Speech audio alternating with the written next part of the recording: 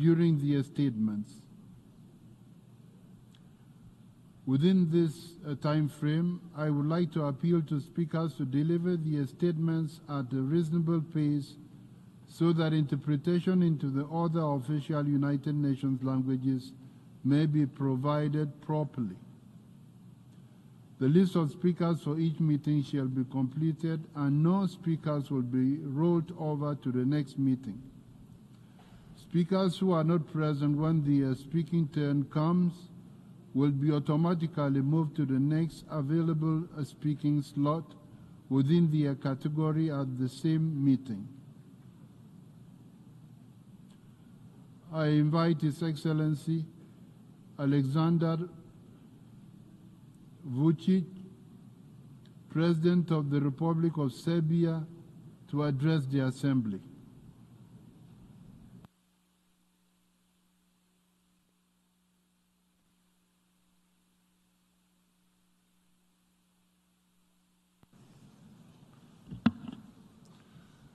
Esteemed participants of the summit, Excellencies, ladies and gentlemen, I'm very happy to be present on this important summit of the future and will not take much of your time by quoting the characters of Alan Ford comics and by saying that it is better to have peace and cooperation than war and conflicts, that it is better to be healthy than ill, and I do not want to repeat the empty stories about the observance of international law norms, because the international public law applies only to small and not so strong ones, and only in cases when they are not attacked by the same big ones. And speaking about the most powerful countries, it is incredible with how much lies and hypocrisy they brutally violate the law of the United Nations and, more than anything, peace. Peace is today more important than anything, but no one sees peace as an important value. But all the big ones, while justifying their big politics, speak about a just peace, which means that they should win, and that the other ones not only should lose, but they should be completely destroyed. All the stakeholders, with no exceptions, will refer to those norms of international law which are in their favor, and they will intentionally forget all they have been doing and that they are doing today. They will be reminded of the respective by the other big ones, which will also forget all those misdeeds, but they will find endless violations of the international law in the case of the first ones. Serbia supports the plan of the UN Secretary General. The Republic of Serbia supports a pact for the future in spite of having remarks and in spite of the fact that we would like to see more compromise done for the developing countries and that the big countries could better understand the needs of the small ones. All 5 chapters are important to us: sustainable development and financing for development, international peace and security, science, technology and innovation and digital cooperation, youth and future generations and transforming the global governance. But what kind of financing for development, position of youth and sustainable development can we speak about when we have huge regional conflicts in the world and tensions involving almost all biggest world powers?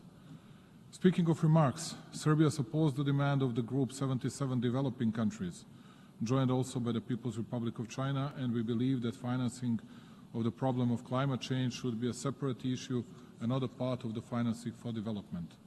We believe that the US and the EU will have more understanding for reforms of the existing financing architecture. Additionally, we believe that the remarks of Brazil and Russia, where the issues of the climate and the climate change are more related to security than to development, are serious ones and that they deserve attention. Additionally, Serbia believes that it is very important to find a balance between the Western point of view on the issue of the rule of law on one side and the demand of the numerous countries when it comes to the family and traditional values. Because human rights are one thing, and their abuse and overemphasizing lead towards the destruction of traditional conservative societies, which many countries worldwide cannot accept, and particularly when it comes to family values. And precisely those values are cherished and nurtured by the Republic of Serbia. Serbia is on its European path. Unlike many others, Serbia observes the norms and regulations of international public law. At the same time, Serbia is a modern country with a big growth rate, but also not ready to sacrifice its own traditional values, and it will be capable of resisting all the attempts from the outside that the so-called woke movement is imposing to it as the highest possible value and the state of society that we must allegedly reach in the future. I thank you very much. I thank the President of the Republic of Serbia.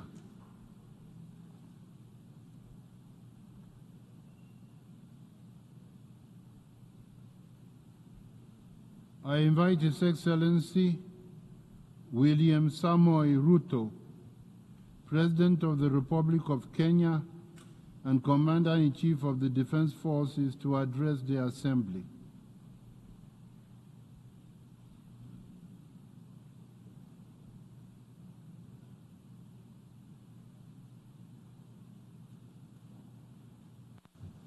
Mr. President, a year ago, I stood before this Assembly urging bold reforms of the UN system to tackle the rapidly evolving and increasingly complex global challenges. Today, that call is as urgent as it was then. The planet is heating up. Our climate is in crisis. Oceans are rising. Deserts are spreading, and conflict is engulfing the world. Millions are displaced, poor and without access to basic services. Unfortunately, our multilateral system has proven inadequate in addressing crises such as climate change, inequality, and debt. And it continues to falter in providing any, let alone timely solutions.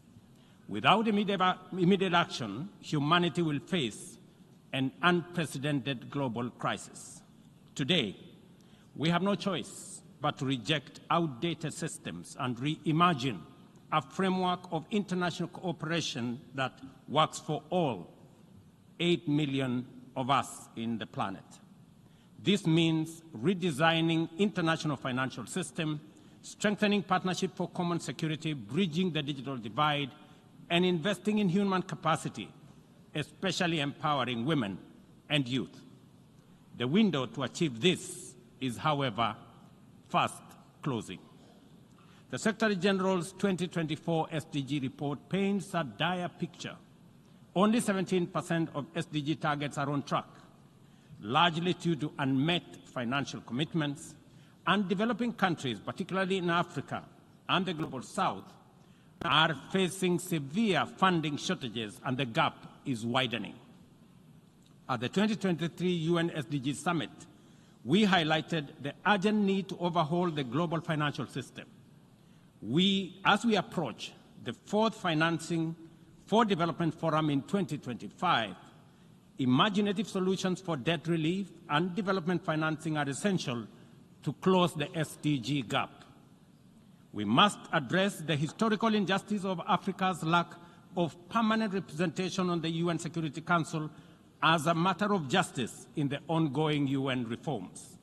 Additionally, region-led peace operations, sustainably funded by the UN-assessed contributions, are critical in addressing today's complex security challenges. In Kenya, we aim to increase forest cover by 30% by planting 15 billion trees, an effort largely led by our youth. 2 weeks ago, I launched Climate Works, a program to employ 200,000 young people in sustainable public works focused on ecological restoration and infrastructure. But we must recognize that the pace of technological advancement, particularly with AI, is widening the global digital divide. Africa holds critical resources for the tech revolution, yet receives disproportionately low benefits. A year ago, I stood here at this Assembly to declare Kenya's commitment to contribute to an international security support mission to Haiti. Yesterday, I was in Port-au-Prince to witness the significant progress made by Kenya's Africa-led mission, even with the constraints of limited resources. What looked like mission impossible is now a present and real possibility for peace in Haiti. I hosted the inaugural Africa Climate Summit, whose seminal outcome, the Nairobi Declaration, formed the basis of a common African position in multilateral engagement at the COP and other fora. At the World's 21 IDA 21 Replacement Summit in Nairobi in April this year, the 17th AFDB replacement and IMF SDR rechanneling, we, together with African leaders, championed for significant enhancement of the concessional window of affordable financing available for developing countries to provide critical public services, undertake investment in economic transformation, and implement ambitious climate. On the basis of this progress, we have achieved under our current inadequate multilateral institutional framework. I am optimistic about what we can achieve under a radically reconfigured multilateral institutional framework. This is why reforms are an urgent necessity that we cannot delay. The Pact of the Future has been developed through intense negotiations, sustained discourse between members. I take this opportunity.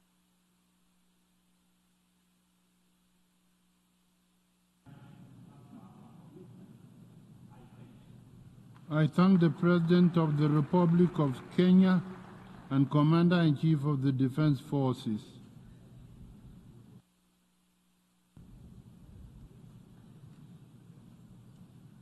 I invite His Excellency Gitanas Nausėda, President of the Republic of Lithuania, to address the Assembly.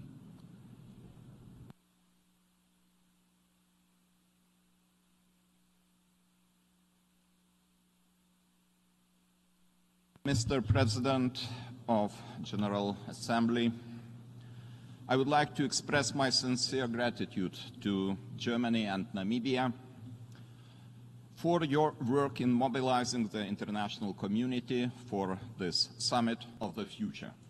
Your efforts to address the pressing challenges of today deserve the highest praise.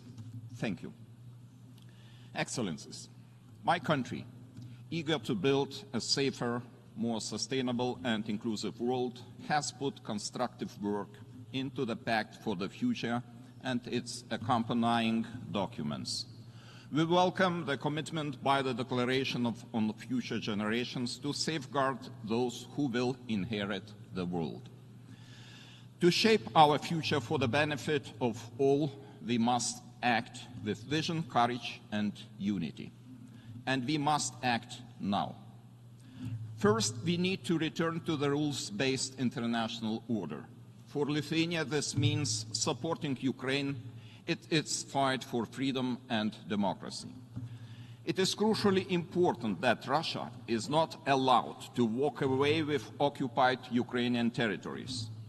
Therefore, Lithuania calls on the international community to put more efforts into limiting Russia's ability to continue its colonial war.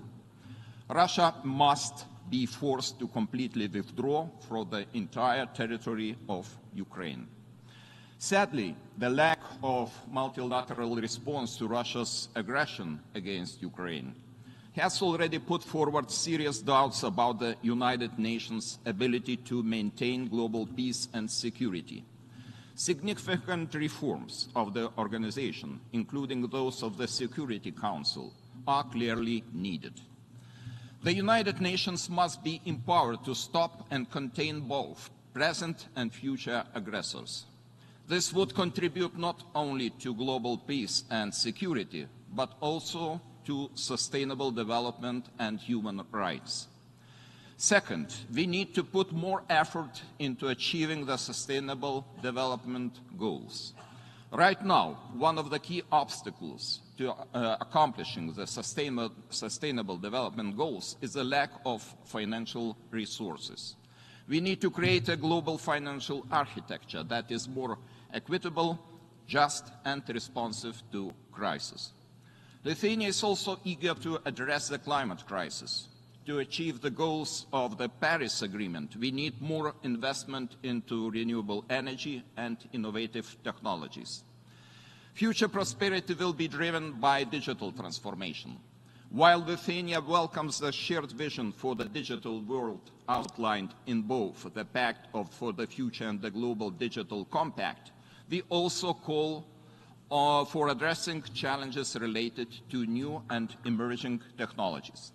I'm delighted that under Lithuania's presidency, the Council of Europe adopted the first ever framework convention on artificial intelligence and human rights, democracy and the rule of law. This Vilnius Convention establishes a global standard for protecting human rights from the risks posed by AI. My hope is that it will be set an example of addressing all kinds of global issues through concerted multilateral efforts. Today, I call on the participants of the summit to support the main guiding principles of the United Nations: peace, security, human rights, and sustainable development for all. The future we desire is within our reach. Let's seize this moment to build it together. Thank you. I thank the President of the Republic of Lithuania. I invite His Excellency Filipe Jacinto Nyusi, President of the Republic of Mozambique, to address the Assembly.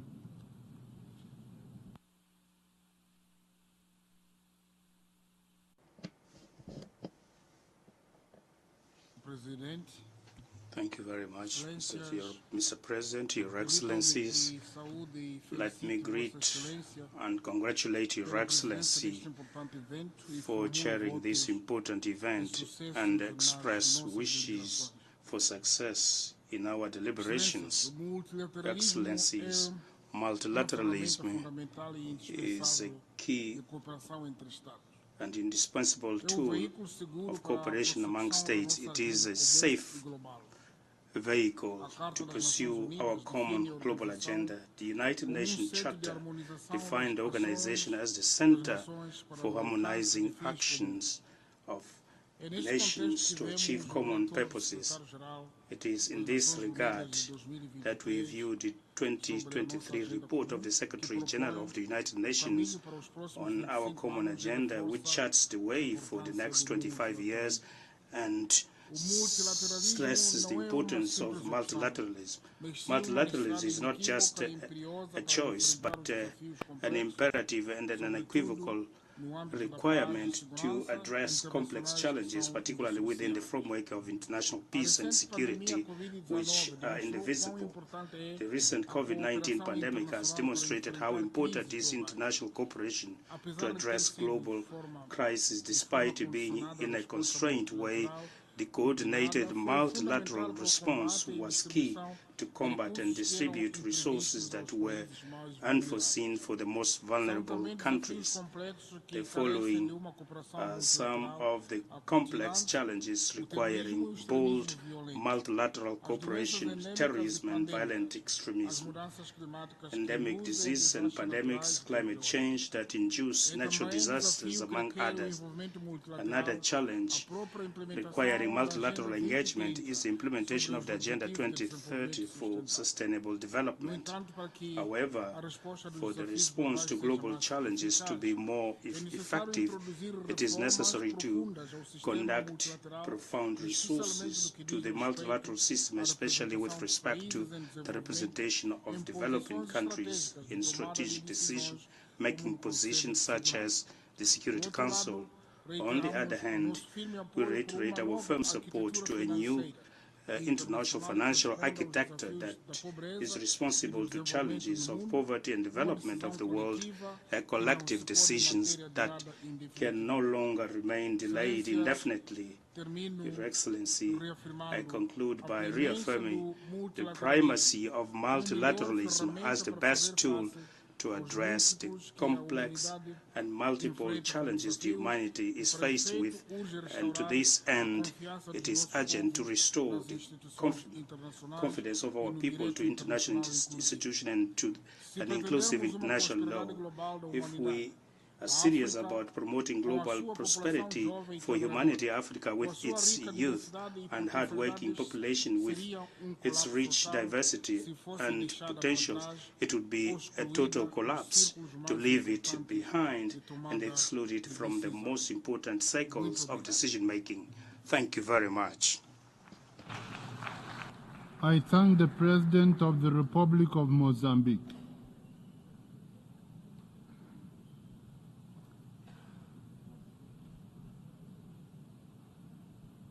I invite Her Excellency Goldana Sidianovska Davkova, President of the Republic of North Macedonia,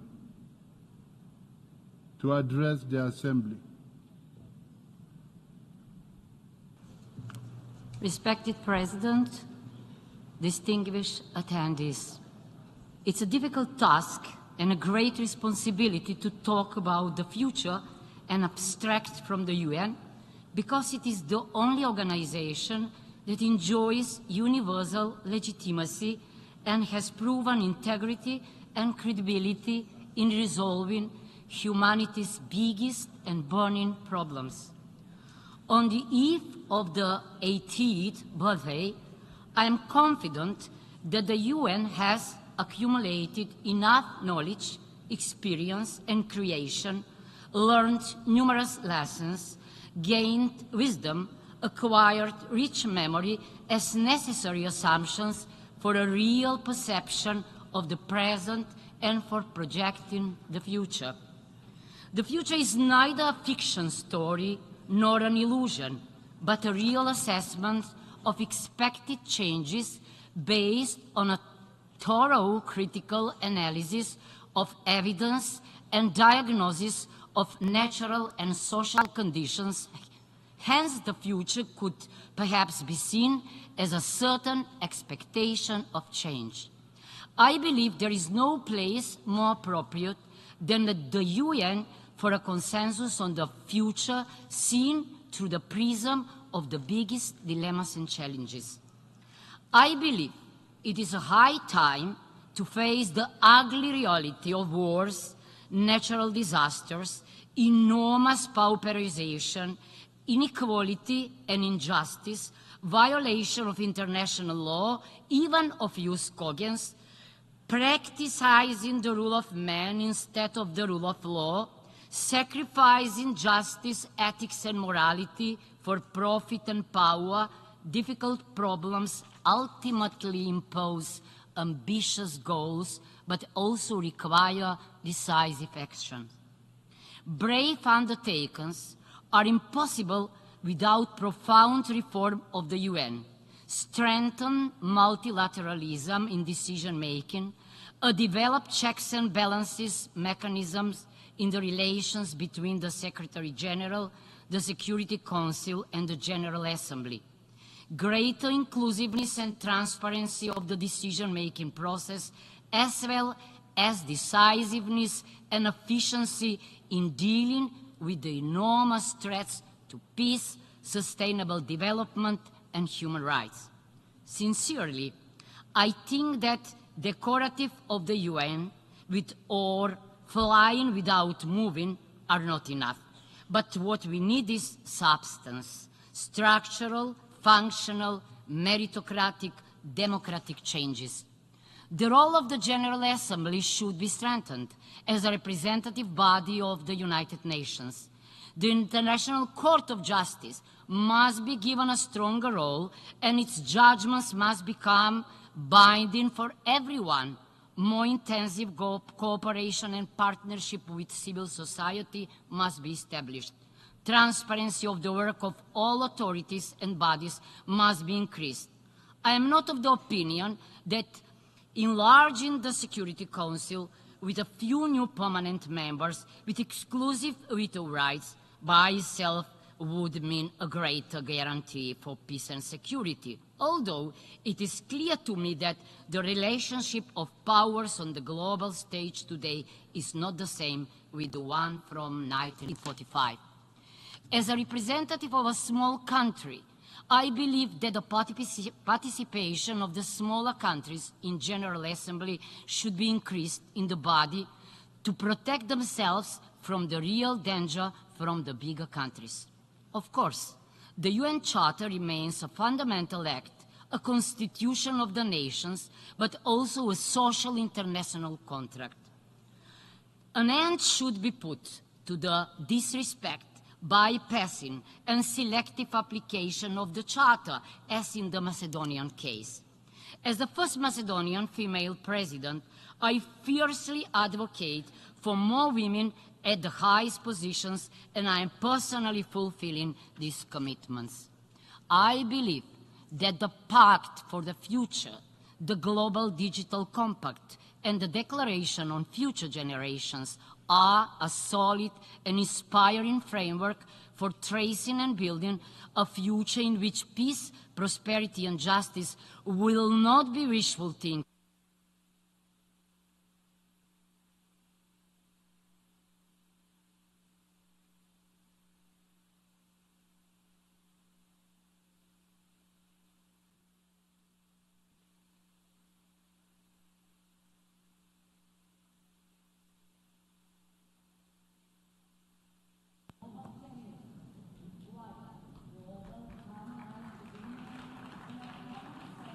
I thank the President of the Republic of North Macedonia.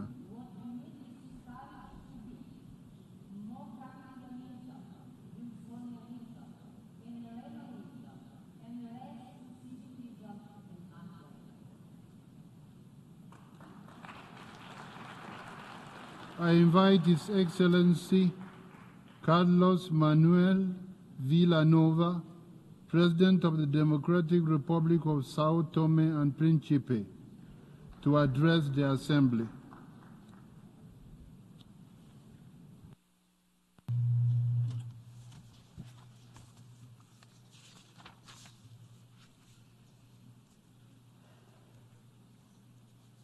Senhor Presidente da Assembleia Geral, Senhor Secretário-Geral das Nações Unidas, Excelências, Senhores Chefes de Estado e de Governo, Senhores Delegados, muito boa tarde.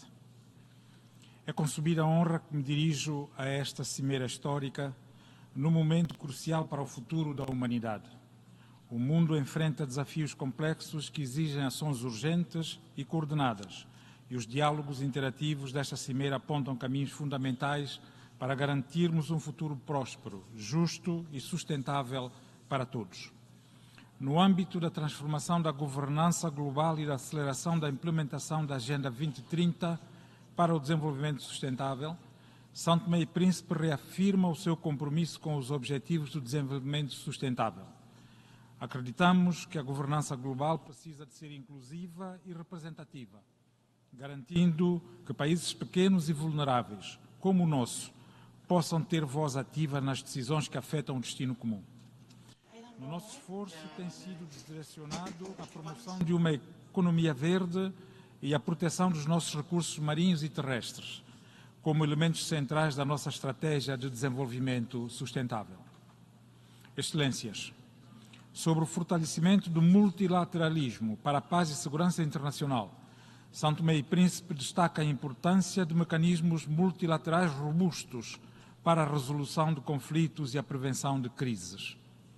O mundo enfrenta crescentes ameaças à paz e estabilidade, e somente por meio de uma diplomacia multilateral eficaz poderemos garantir a segurança de todas as nações, independentemente do seu tamanho, do poder econômico ou da sua capacidade militar.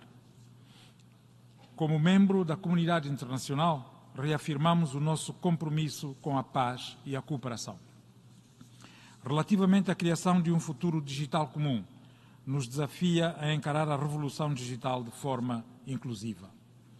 O fosso digital continua a ampliar as desigualdades, especialmente em países em desenvolvimento. São Tomé e Príncipe vê no fortalecimento da inovação digital uma oportunidade para capacitar os seus jovens e promover o crescimento econômico. No entanto, isso só será possível através de parcerias internacionais que garantam o acesso inclusivo às tecnologias e às oportunidades digitais, para que nenhum cidadão seja deixado para trás. Por fim, no que se refere ao fortalecimento do sistema global para as gerações atuais e futuras, lembramos que as decisões que tomamos hoje moldarão o mundo que deixaremos para as próximas gerações. Em São Tomé e Príncipe, a prevenção do nosso ambiente é uma prioridade. A Ilha do Príncipe, reconhecida como Reserva Mundial da Biosfera pela Unesco, e as vastas áreas de reservas especiais da Ilha de São Tomé são testemunhos do nosso compromisso com a conservação da biodiversidade. Nesse contexto, tenho a satisfação de anunciar a criação do Conservation Trust Fund de São Tomé e Príncipe. Este fundo tem como objetivo reposicionar a natureza como um ativo econômico estratégico, capaz de impulsionar o nosso desenvolvimento sustentável. Como pequeno Estado insular em desenvolvimento, enfrentamos desafios relacionados ao acesso a fontes previsíveis de financiamento e à diversificação da nossa economia. O CTF será financiado por compromissos de investidores e filantropia, além de ter como objetivo facilitar trocas de divisa por adaptação climática. Este fundo permitirá a proteção de 30% do nosso oceano, conforme estipulado pela Convenção sobre a Biodiversidade, e servirá como um pilar central para o desenvolvimento da nossa economia azul e do ecoturismo. O CTF não só protegerá a nossa biodiversidade, mas também criará novas oportunidades de subsistência para as nossas comunidades alicerçadas no valor intrínseco da nossa natureza. Estamos comprometidos em articular a conservação da natureza com o desenvolvimento econômico, promovendo a emissão de créditos de carbono baseados na produção agrícola sustentável e na conservação das nossas áreas marinhas e terrestres. A nossa adesão ao CTF reforça a capacidade do país de garantir um futuro sustentável e próspero para as próximas gerações. Para terminar, exortamos todos os países aqui presentes a trabalharem juntos.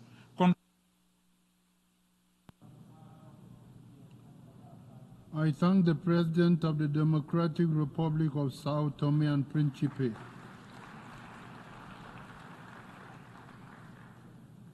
I invite Her Excellency Robina Nabanja, Prime Minister and Leader of Government Business in Parliament of the Republic of Uganda, to address the Assembly.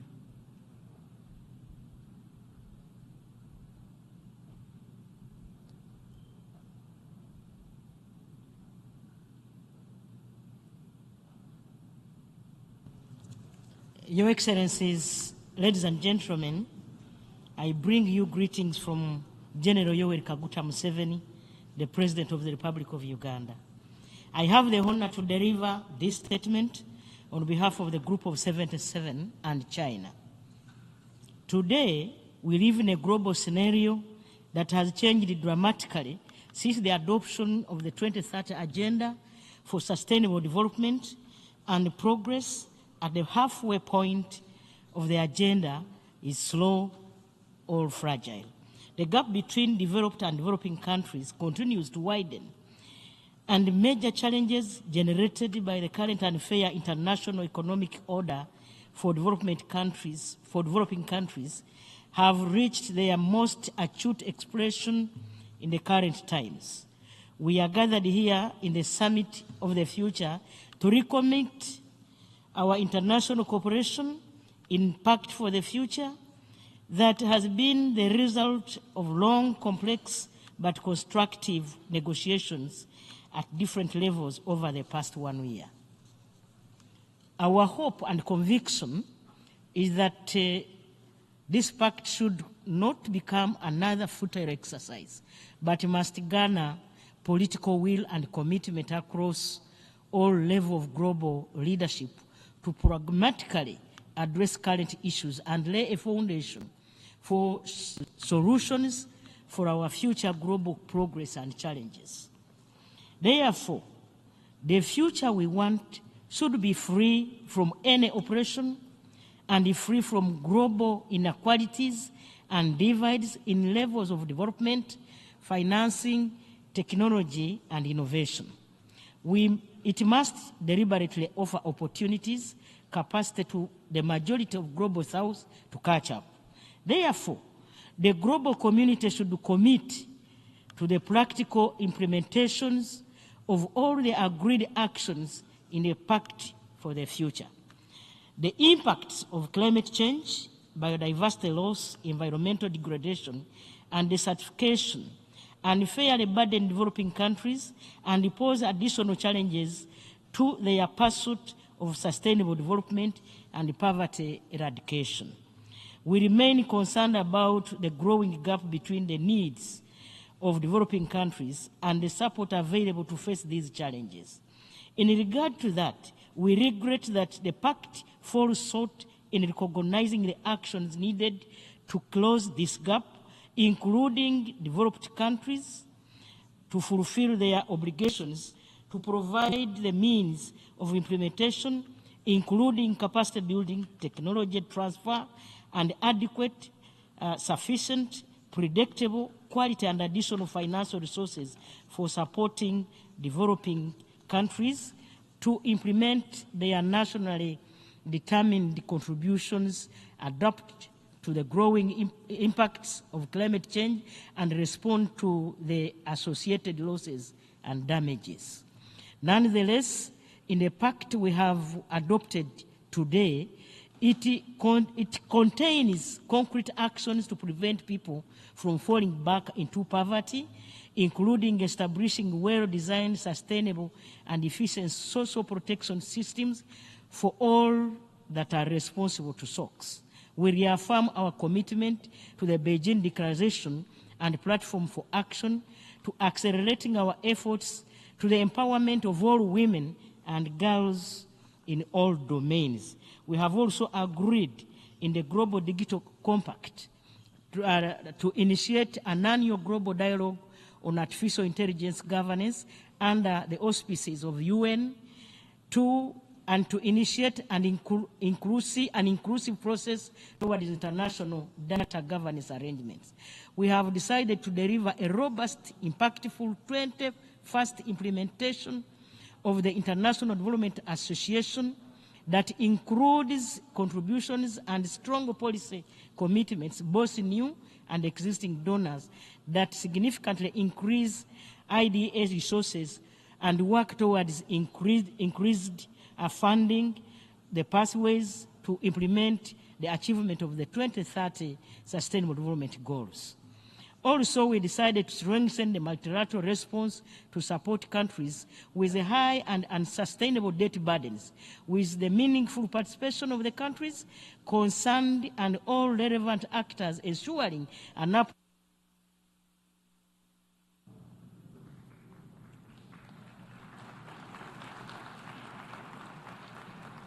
I thank the Prime Minister and Leader of Government Business in Parliament of the Republic of Uganda. I invite Her Excellency Fiame Naomi Matafa, Prime Minister and Minister for Foreign Affairs and Trade of the Independent State of Samoa.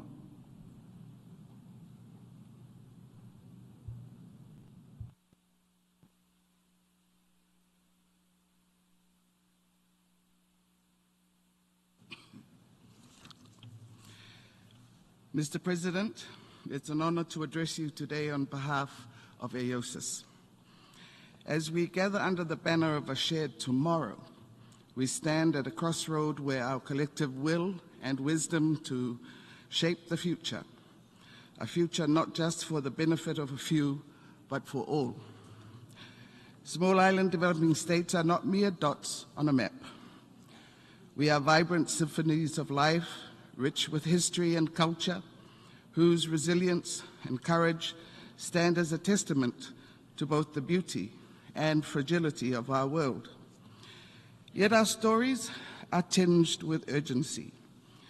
The challenges faced by SIDS are not isolated. They are intertwined with our global destiny.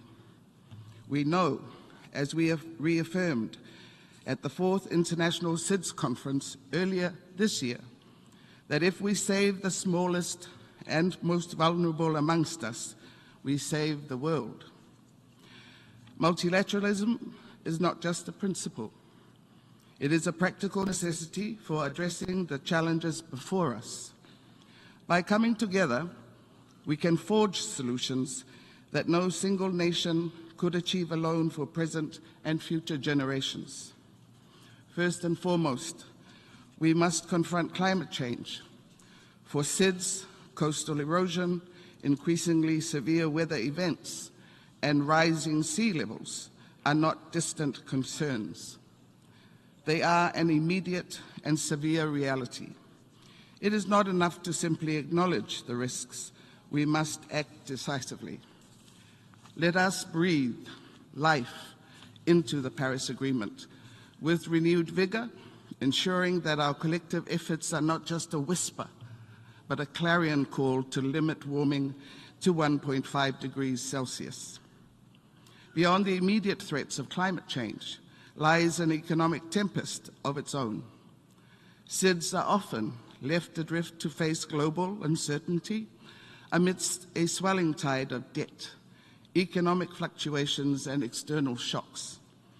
To address this, we must champion the reform of the international financial architecture to correct deeply entrenched imbalances, drive economic diversification, and promote international partnerships that can deliver resilient prosperity.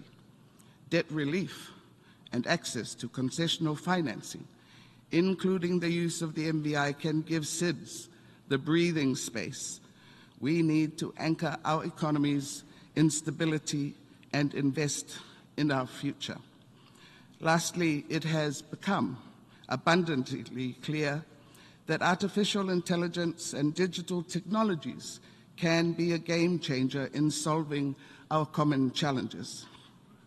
Yet significant barriers continue to persist for SIDS in harnessing its full potential, as the pace and misuse of such technological advancements seem to only expand the divide between us.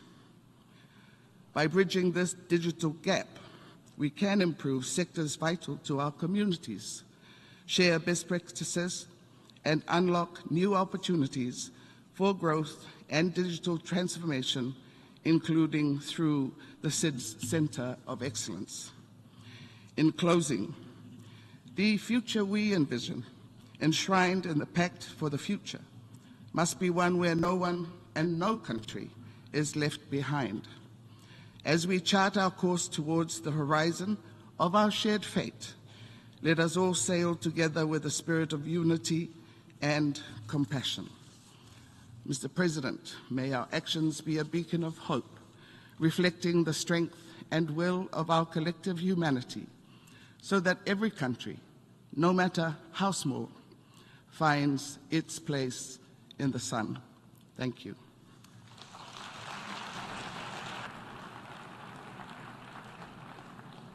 I thank the Prime Minister and Minister of Foreign Affairs and Trade of the independent state of Samoa. I invite His Excellency Justin Trudeau, Prime Minister of Canada, to address the Assembly.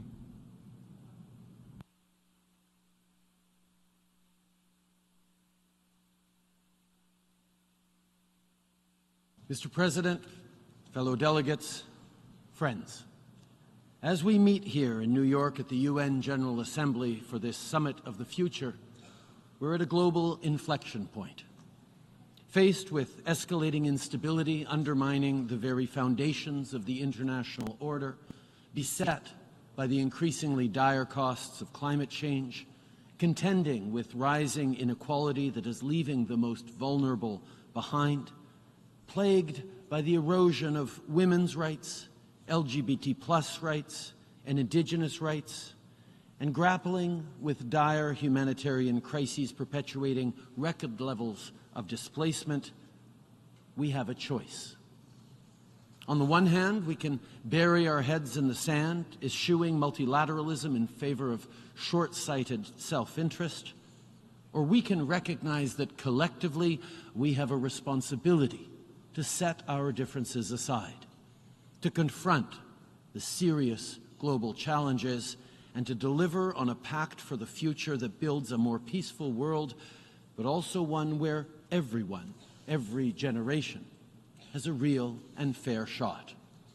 In Canada, that's what we are squarely focused on. As I travel across my country, Canadians of all walks of life, but particularly young Canadians, tell me that they're worried.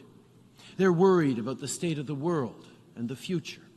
But most importantly, they're worried about the very promise of Canada. The promise that if you work hard, you can do better than the generations that preceded you. That promise is slipping out of reach, so as a government, we are stepping up. The solution to anxiety and angst is not to deceive and deflect, but to take action.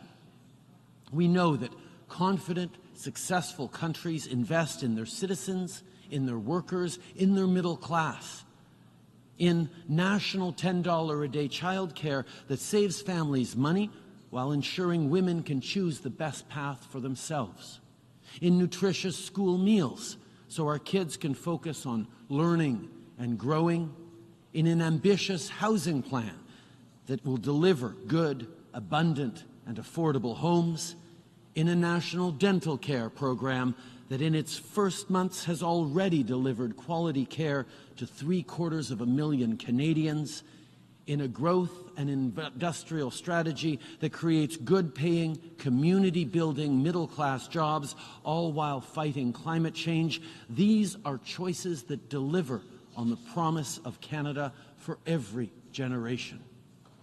These choices reflect a commitment to investing in our people and in our future, but also a commitment to tackle global problems that we all share.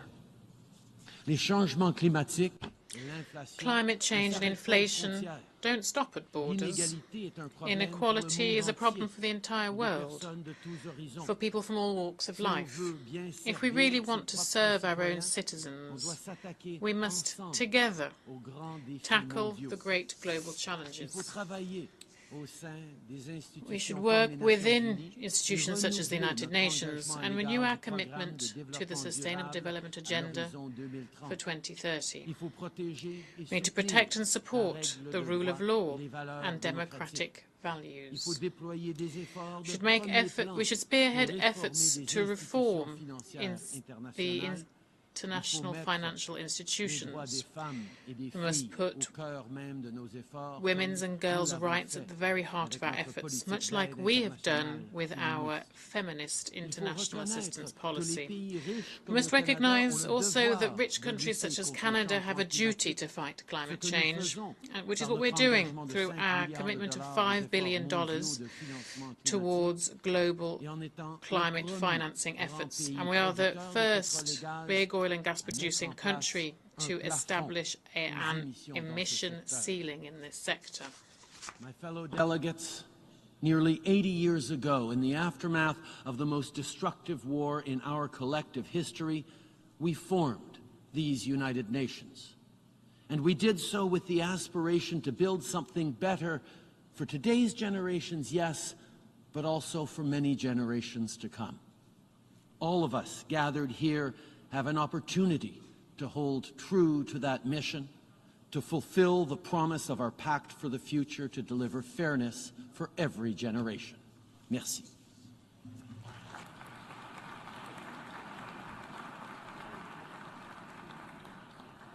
I thank the Prime Minister of Canada. I invite His Excellency Feleti Tayo, Prime Minister of Tuvalu, to address the Assembly.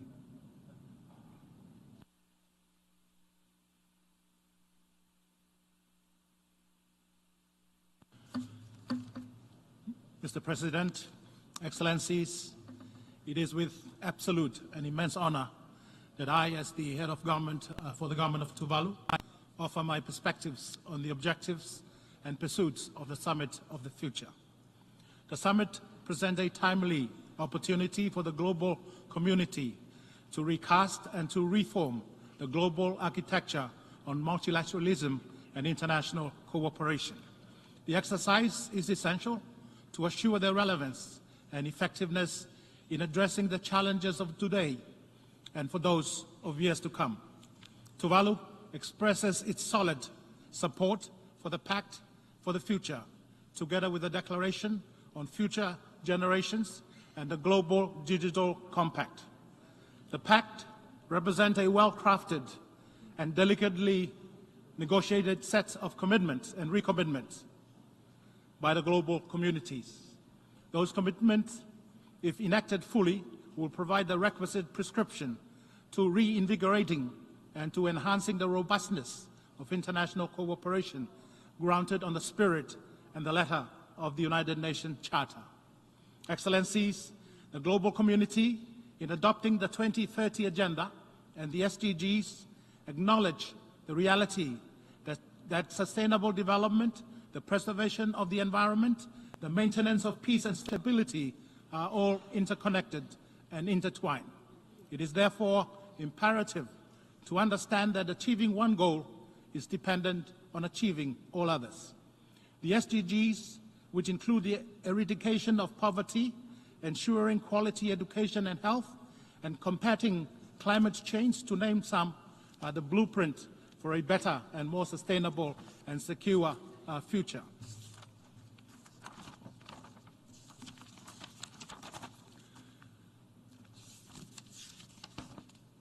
To achieve these noble goals, it is incumbent on the global community to renew with vigor its commitment to a reinvigorated multilateralism system that is adaptable and resilient to new and emerging challenges. This summit has been an opportune moment for the global community to take stock and to reflect on the current architecture of multilateralism and the UN system in general, and to ask the hard question: does the current architecture of multilateralism and international cooperation remain effective? The overwhelming response, with due respect, has not been in the affirmative. So the summit has been challenged to provide the necessary and essential reforms and to come up with the requisite prescription to strengthen, to reinvigorate, and to reboot multilateralism and international cooperation to foster a spirit of solidarity and collaborations. Excellencies, the world we live in today is a world that is characterized by the multiple crises that we must endure. Crises that are, unfortunately, of our own making, be it environmental and climate change, armed conflict, financial crisis, and gross social inequities. Tuvalu is a small Pacific atoll island nation, and is also a large ocean state. As such, Tuvalu has a strong affinity with the ocean and the environment. Tuvalu is of the firm belief that we are only temporary stewards and caretakers of the ocean and the environment on behalf of future generations. The summit must therefore recognize the importance of intergenerational responsibility as we approach multiple tipping points. Our decision today will have profound implications for future generations, and we must act with the utmost respect and care for future generations. For Tuvalu, climate change-induced sea level rise is the greatest and the most devastating manifestation of climate change. The ocean that used to define us as a people and as a community and as a nation will soon engulf us if sea level rise is not halted or the resilience of our land territory is not reinforced. Climate change-induced sea level rise risks the lives and livelihoods of present and future generations of my people. But Tuvalu contributed negligibly, if at all, to the cause of climate change. That is how grossly unfair and inequitable the world we live in today. Tuvalu and other vulnerable states at the forefront of the devastating impact of climate change-induced sea level rise suffer first and the worst, while states that benefit the most from fossil fuel extraction continue to accelerate their development and prosperity at the expense of the most vulnerable states, which are left well and truly behind. That is why Tuvalu is leading and supporting.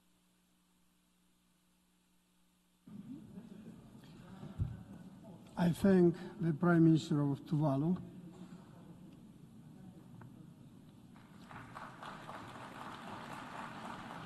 And I invite His Excellency Danish Rich, Prime Minister, Minister for General Government Affairs and Minister of Finance of the Principality of Liechtenstein.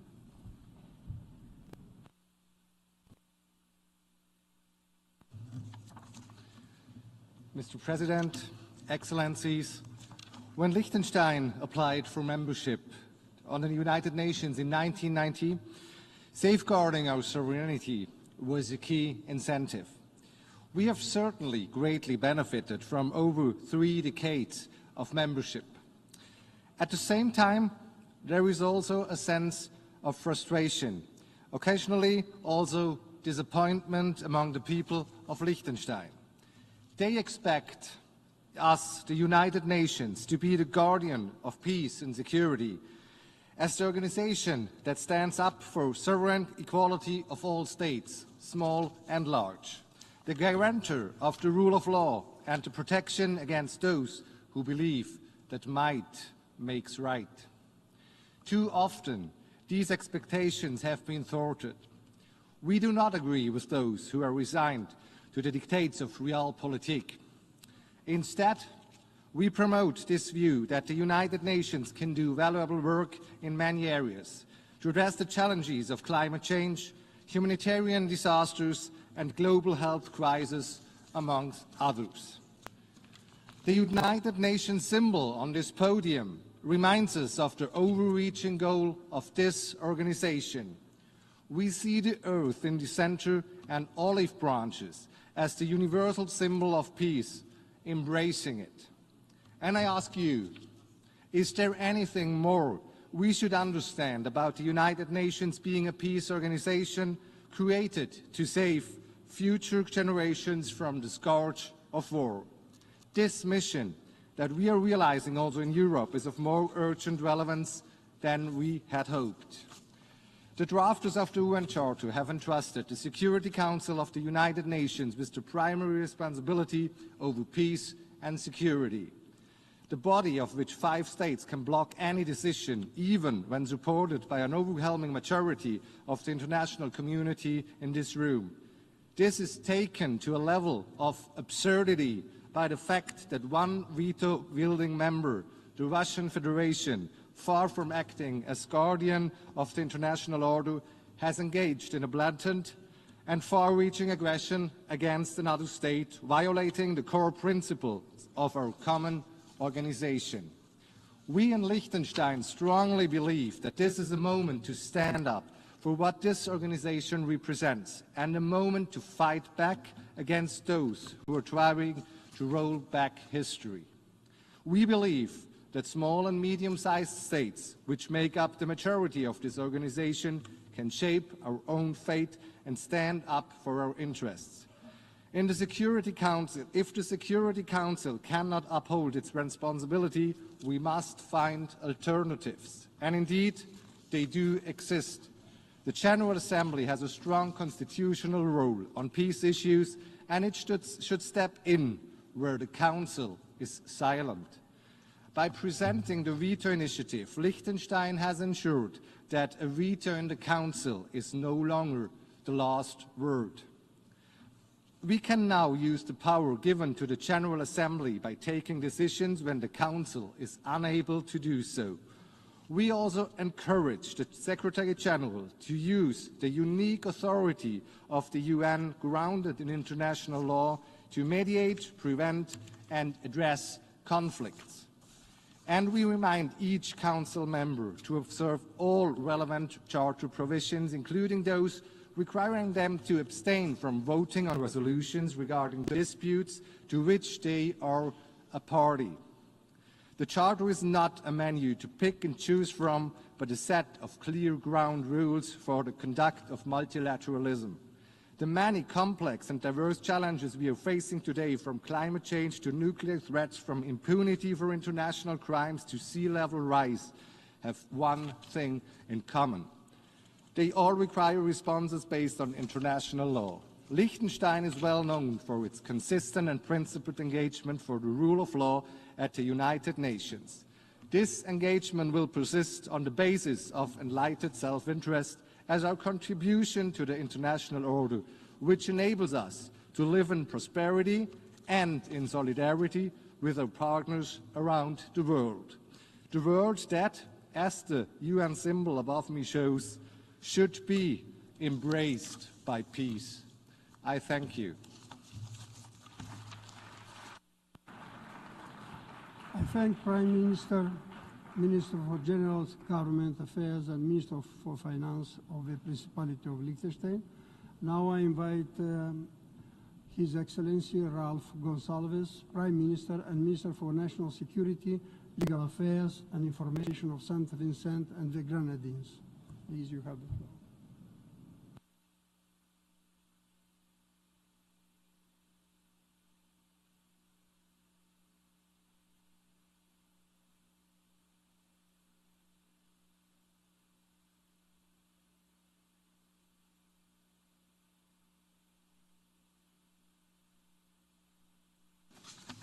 Mr. President, Your Excellencies, today we are presented with a historic opportunity. The Summit of the Future has been billed as the chance for us to reinvigorate our multilateral system, particularly following the 2023 SDG Summit. This system has been ailing for far longer than many of us would wish to acknowledge. But it appears that we are now poised, finally, to make what one may call some surgical incisions, and hopefully can lead to healing at a more fundamental level. For the better part of a decade, we have been limping towards the goal of the 2030 agenda. Notwithstanding the difficulties faced along the way, we ought to commend the tireless efforts to achieve a pact for the future, which aims to realign us to the achievement of the SDGs and make the United Nations fit for purpose. The discussions which have taken place over the last 3 or so years have undoubtedly forced into the spotlight the deficit of trust and the geopolitical tensions that have challenged us in securing a more inclusive, cohesive, and effective multilateral system. Securing agreement on the fundamental issues for meaningful and multi-pronged international cooperation sets us up to take a leap forward, in a sense, a kind of turbocharging our commitments and to accelerate action for the delivery of the SDGs. We know, and we have heard a litany of all the vulnerabilities of small island developing states, and all the historic issues which give rise to legacies of underdevelopment. I don't want to repeat those. What we have to do in the first order of business is to reform comprehensively an outdated international financial architecture that has been ill-suited to respond to our vulnerabilities and special circumstances. We have this very important issue, which is yet to be addressed properly, is the millstone of crushing debt with which we struggle as we seek to avoid sinking into a quicksand of exogenous shocks, including and very especially climate change. So a multilaterally led overhaul of the debt architecture is an imperative. And the truth be told, the developed countries have been making a lot of promises to us and breaking them cynically. My own country, St. Vincent and the Grenadines, we have been recovering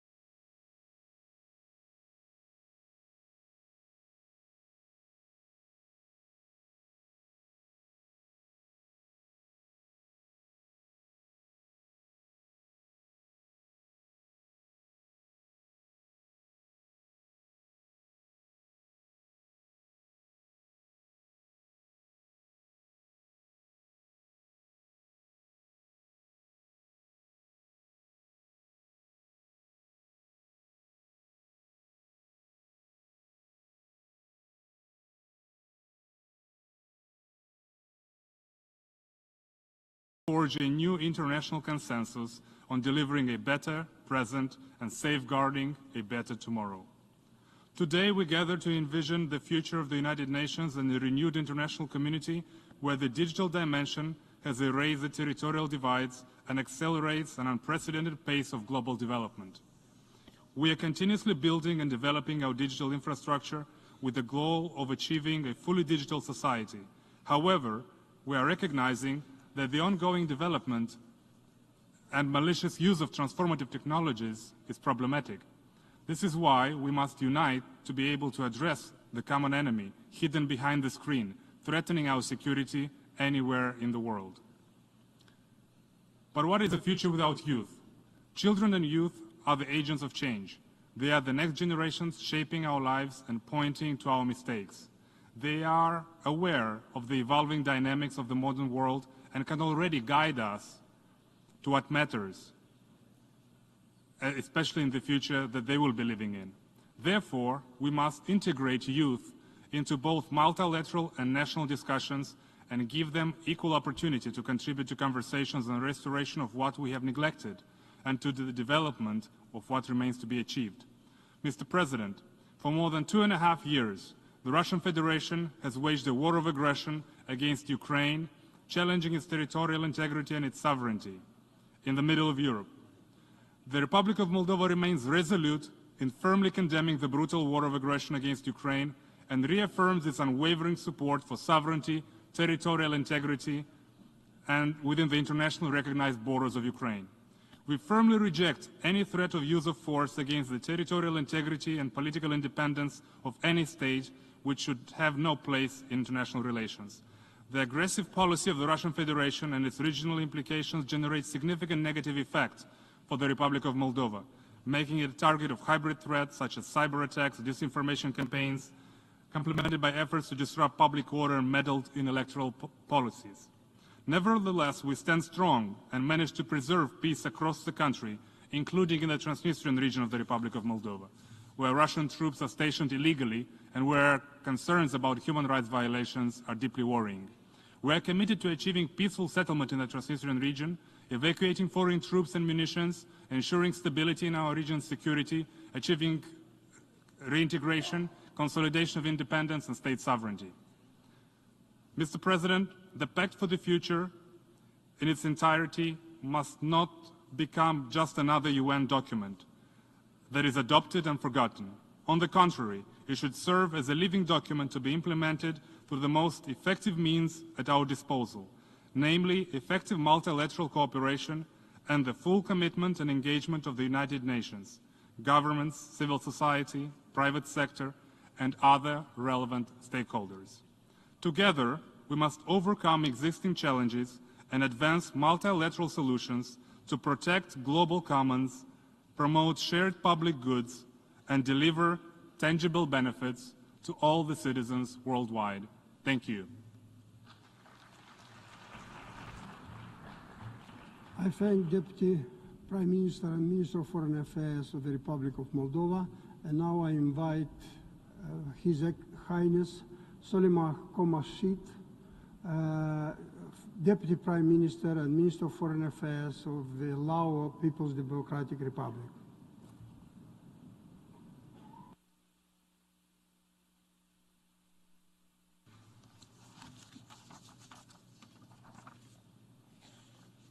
Mr. President, Excellencies, in the current context of multifaceted challenges, effective cooperation is a must to ensure both our survival and progress. We must redouble our efforts to restore the trust and confidence and to revitalize the international cooperation frameworks that are adaptable to the complexities of today's geopolitical, economic, and environmental landscape.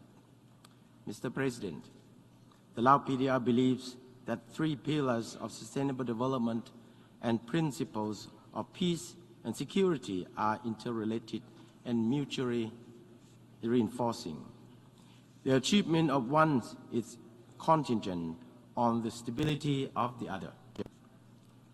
Therefore, we pledge our full commitment to fostering global peace, security, and stability in alignment with the UN Charter and international law. Therefore, we endorse the Pact for the Future, which will not only rejuvenate our collective pursuit, but also forge a more robust mechanism. Mr. President, the Lao PDR is deeply concerned by the increased SDG financing gap. We must acknowledge the urgencies to provide predictable, sustainable, adequate development finance from diverse sources to developing countries, particularly the poorest and the most vulnerable ones. While the Pact articulates renewed commitment to financing, and the true measures of our success lies in our ability to translate these commitments into tangible outcome. On this note, we call for affordable, actionable financing frameworks, including SDG, ODA, and private sector's investment to ensure that resources are available.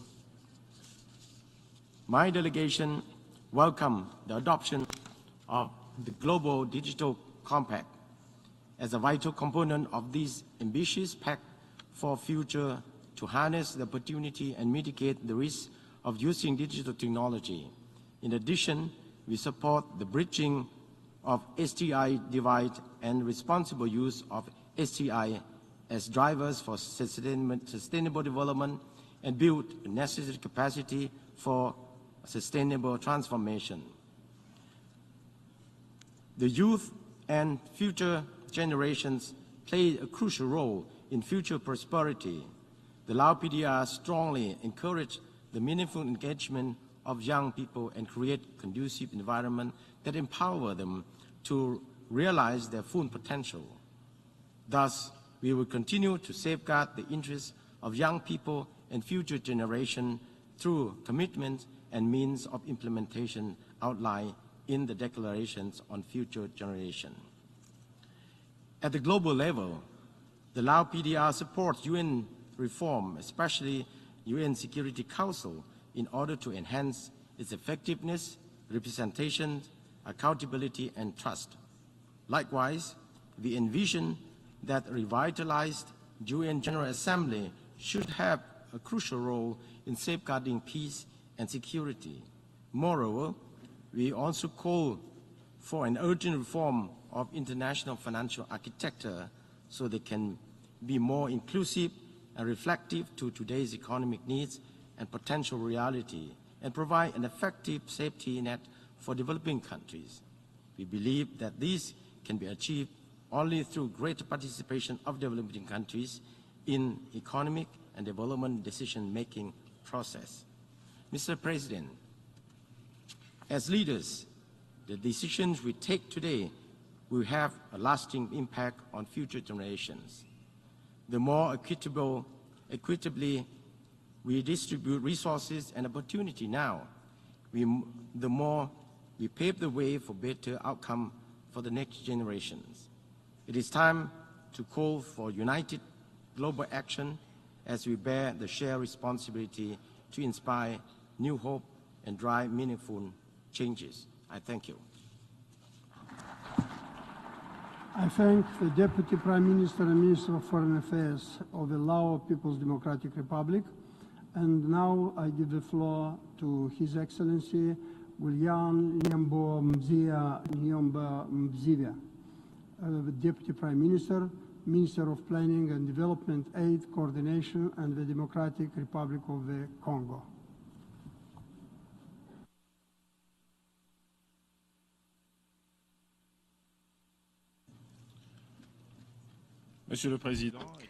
President, Excellencies, ladies and gentlemen, the Democratic Republic of the Congo welcomes the holding of this important meeting, which, in the light of recent events, the threats posed by persisting poverty and hunger, the resurgence and appearance of conflicts, as well as the rise in extremism around the world, not forgetting, of course, the question of our collective survival when faced with climate change, is a glimmer a window of opportunity for a better tomorrow.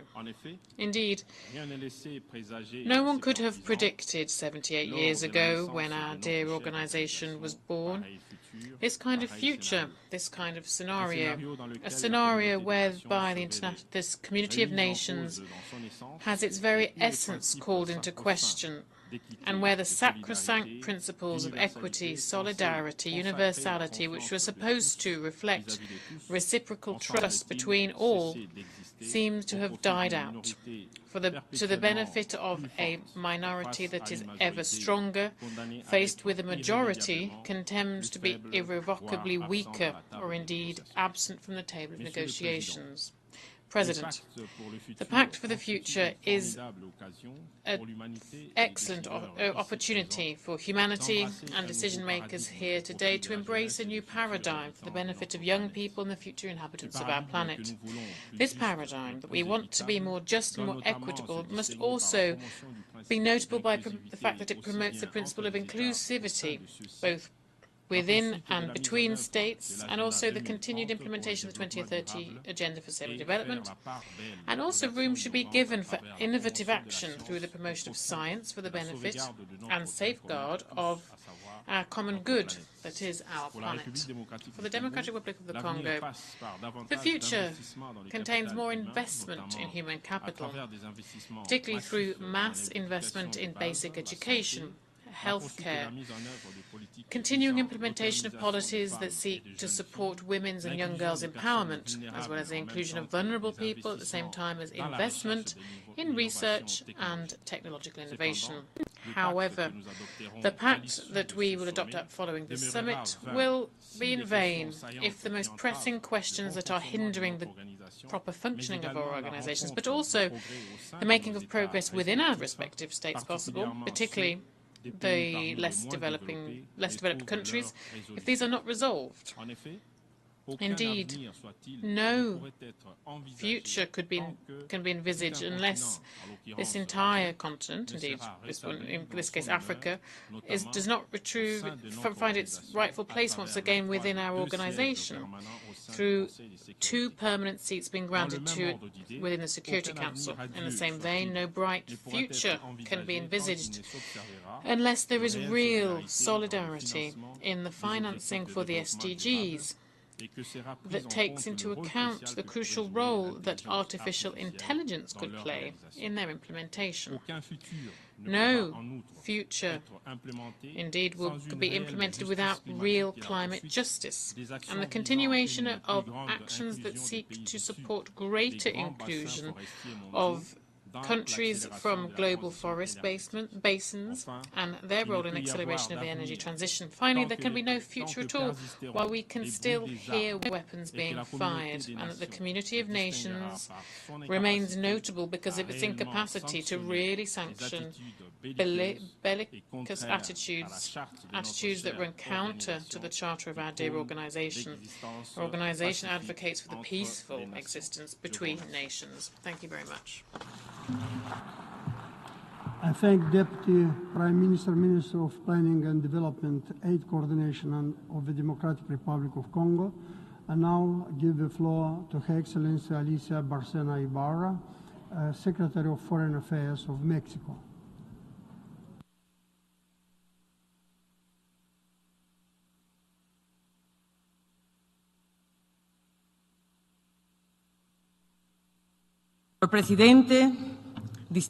Thank you, Mr.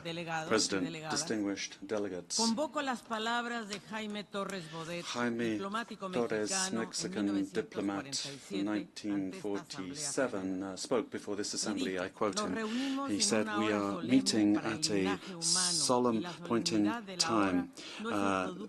This is not... We are meeting here because of the concerns that all peoples have. It is worrying to see how relevant his words are 75 years on, because this is a crucial point in time, and this Summit of the Future is the time to renew the collective commitment of the international community to multilateralism, an indispensable vehicle to face current challenges. but which is being questioned increasingly. 1 year away from the UN's 80th birthday, it has enormous challenges to fulfill the essence of its mandate, to preserve humanity from the scourge of war, to protect all human rights, international law, to collectively address climate change and promote inclusive, sustainable development. This is our organization. It can't be criticized by spectators. We are responsible as we look at our own capacities and our own shortcomings. This summit, therefore, is a good point in time to take a critical look at the international architecture, recognize the crisis of legitimacy that the UN is facing, and to sow the seeds of hope for the future. We come to this summit after very many efforts to arrive at consensus. We've come here with expectations to find agreements. Mexico will continue to deploy efforts to serve as a bridge between various schools of thought. The world of 2024 is very different to that of 1945 with regard to its centers of power and military structures. Things have changed radically. Armed conflicts, the risk of a nuclear war, the climate crisis, growing inequality, and the accelerated technological change with all of those challenges and opportunity, but above all, erosion of public trust in global institutions requires us to take urgent action. Multilateralism must overcome nationalist partial views and find forms of implementation on the basis of differentiated but shared responsibility, address injustice and inequality. In this process of negotiating the Pact, Mexico has made a contribution with specific proposals to move towards substantive gender equality, to rethink development models that remove privileges, and to address environmental degradation and exchange that for sustainability. We want the world to be inclusive and representative, and rather than an additional document, we need to look at three issues. We need to have a world free of nuclear weapons in a context of high military tension. Secondly, we absolutely need to have funding for development. Thirdly, we need to reform multilateral governance and identify ways that we can reform the Security Council and the international financial architecture. Likewise, we believe that we need to guarantee viable and appropriate transformative solutions that can measure the situation and measure it together. And then we can give the UN the mandate to measure and implement agendas in cooperation and coordination. The ambition to reform the United Nations, particularly the Security Council, that vision has been diluted, however, in recent years. So it's an outstanding issue. We need to adapt these structures to the current situation, and we need to have more respect for the South and eliminate the veto. We urgently need to examine the way in which fora function in order to overcome citizens' disillusion and speedily take the necessary action that we need to in the United Nations. I extend the greetings of my president and Claudia Sheinbaum, who will be the first president of Mexico in the new administration. We will spare no effort to implement the Pact.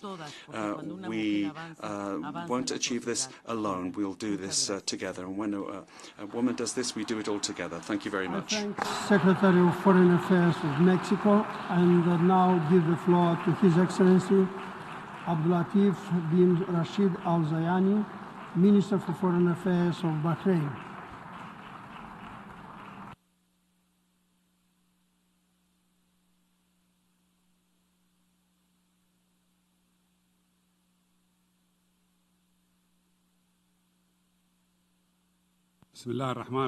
In the name of God, the Compassionate and Merciful, Your Excellency, the Secretary General of the United Nations, Your Excellency, President of the General Assembly, Your Excellencies, Your Highnesses, honorable attendees. At the outset, I would like to convey His Excellency His Royal Highness, the King of the Kingdom of Bahrain, who wishes that this summit would come up with tangible and successful outcomes as provided for in the Pact of the Future, which was under discussion.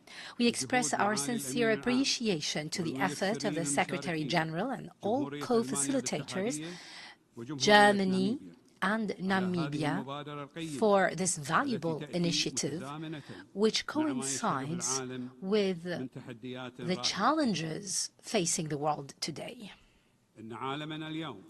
Our world today is actually facing huge and interlinked challenges.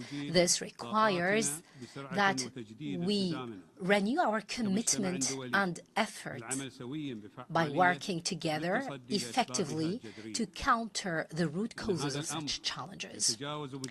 This overcomes the countering of the direct challenges to peace, security, prosperity and development. Instead, it requires greater studying of the main reasons, which include achieving fair and sustainable development, guaranteeing wider access to science and technology for all countries, empowering our youth, effectively cooperating to end conflicts and supporting the principles of international law. The Kingdom of Bahrain is fully committed to such objectives. This is underpinned on our strong principles and norms in line with the vision of His Royal Highness, the King of Bahrain. In this vein, I would like to stress that Bahrain, under the guidance of His Highness, the King of Bahrain, has made concerted effort to ensure that the Arab summit hosted by Bahrain last May would come up with valuable outcome.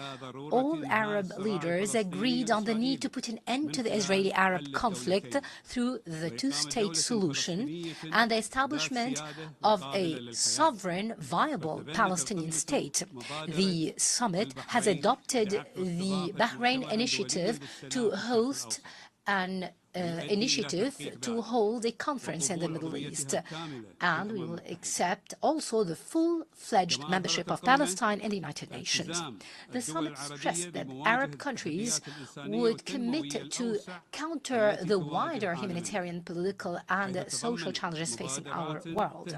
This included initiatives that aimed at a greater health care and education for those affected by conflict. This will come through the cooperation with concerned agencies and the United Nations, as well as supporting technological financing systems to assist our countries. Your Excellency, the Secretary General, on behalf of the Kingdom of Bahrain, I would like once again to welcome the Summit of the Future. We look forward for constructive solutions through concrete steps that would impact all our peoples and countries. Thank you.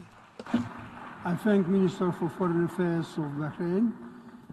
And now I give the floor to His Excellency Yusuf Maitama Tugar, Minister for Foreign Affairs of Nigeria.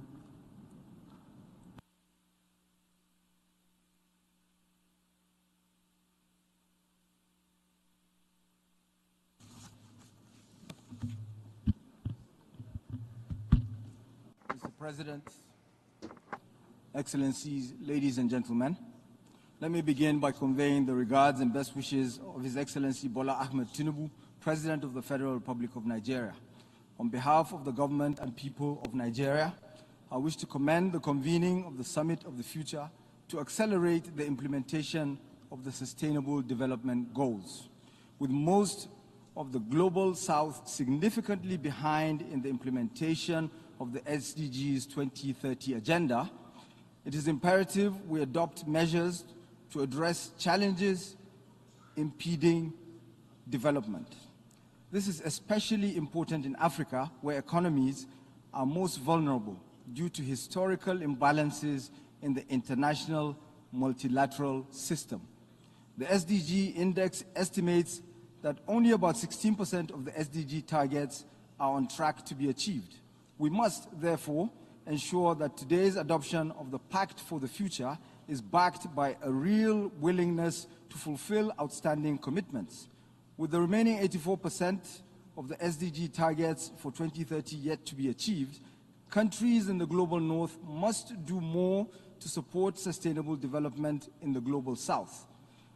We're optimistic that these targets can be met if commitments are backed by action. However, in the event we fall short of achieving the SDG targets by 2030, we strongly believe that the deadline should be extended.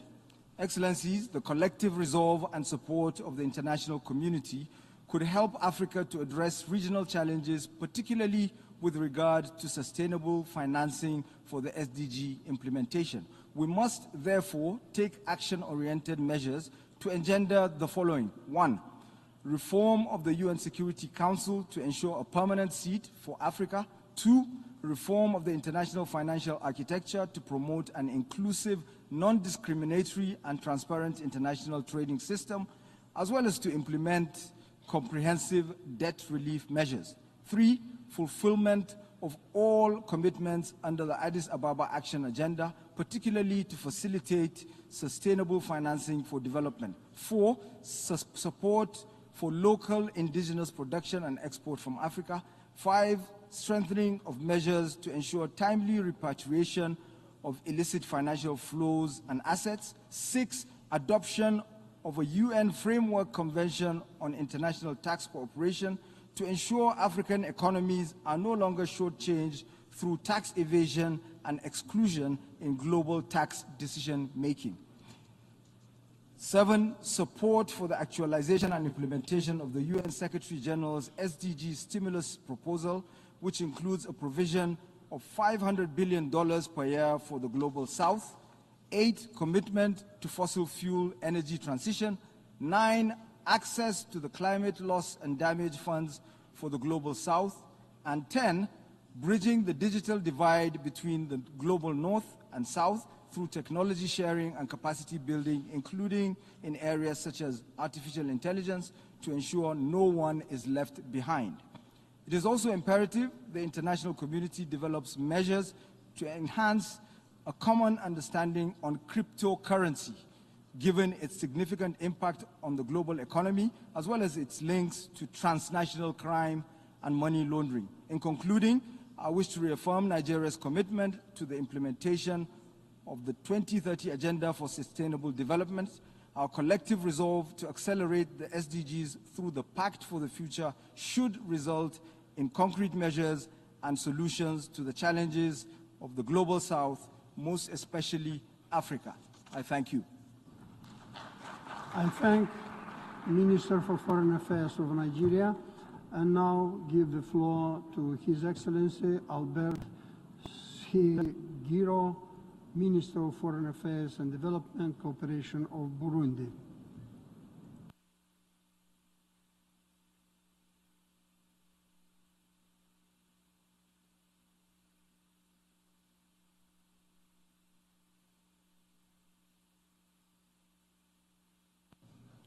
Monsieur le Président, President, distinguished delegates, all protocols observed.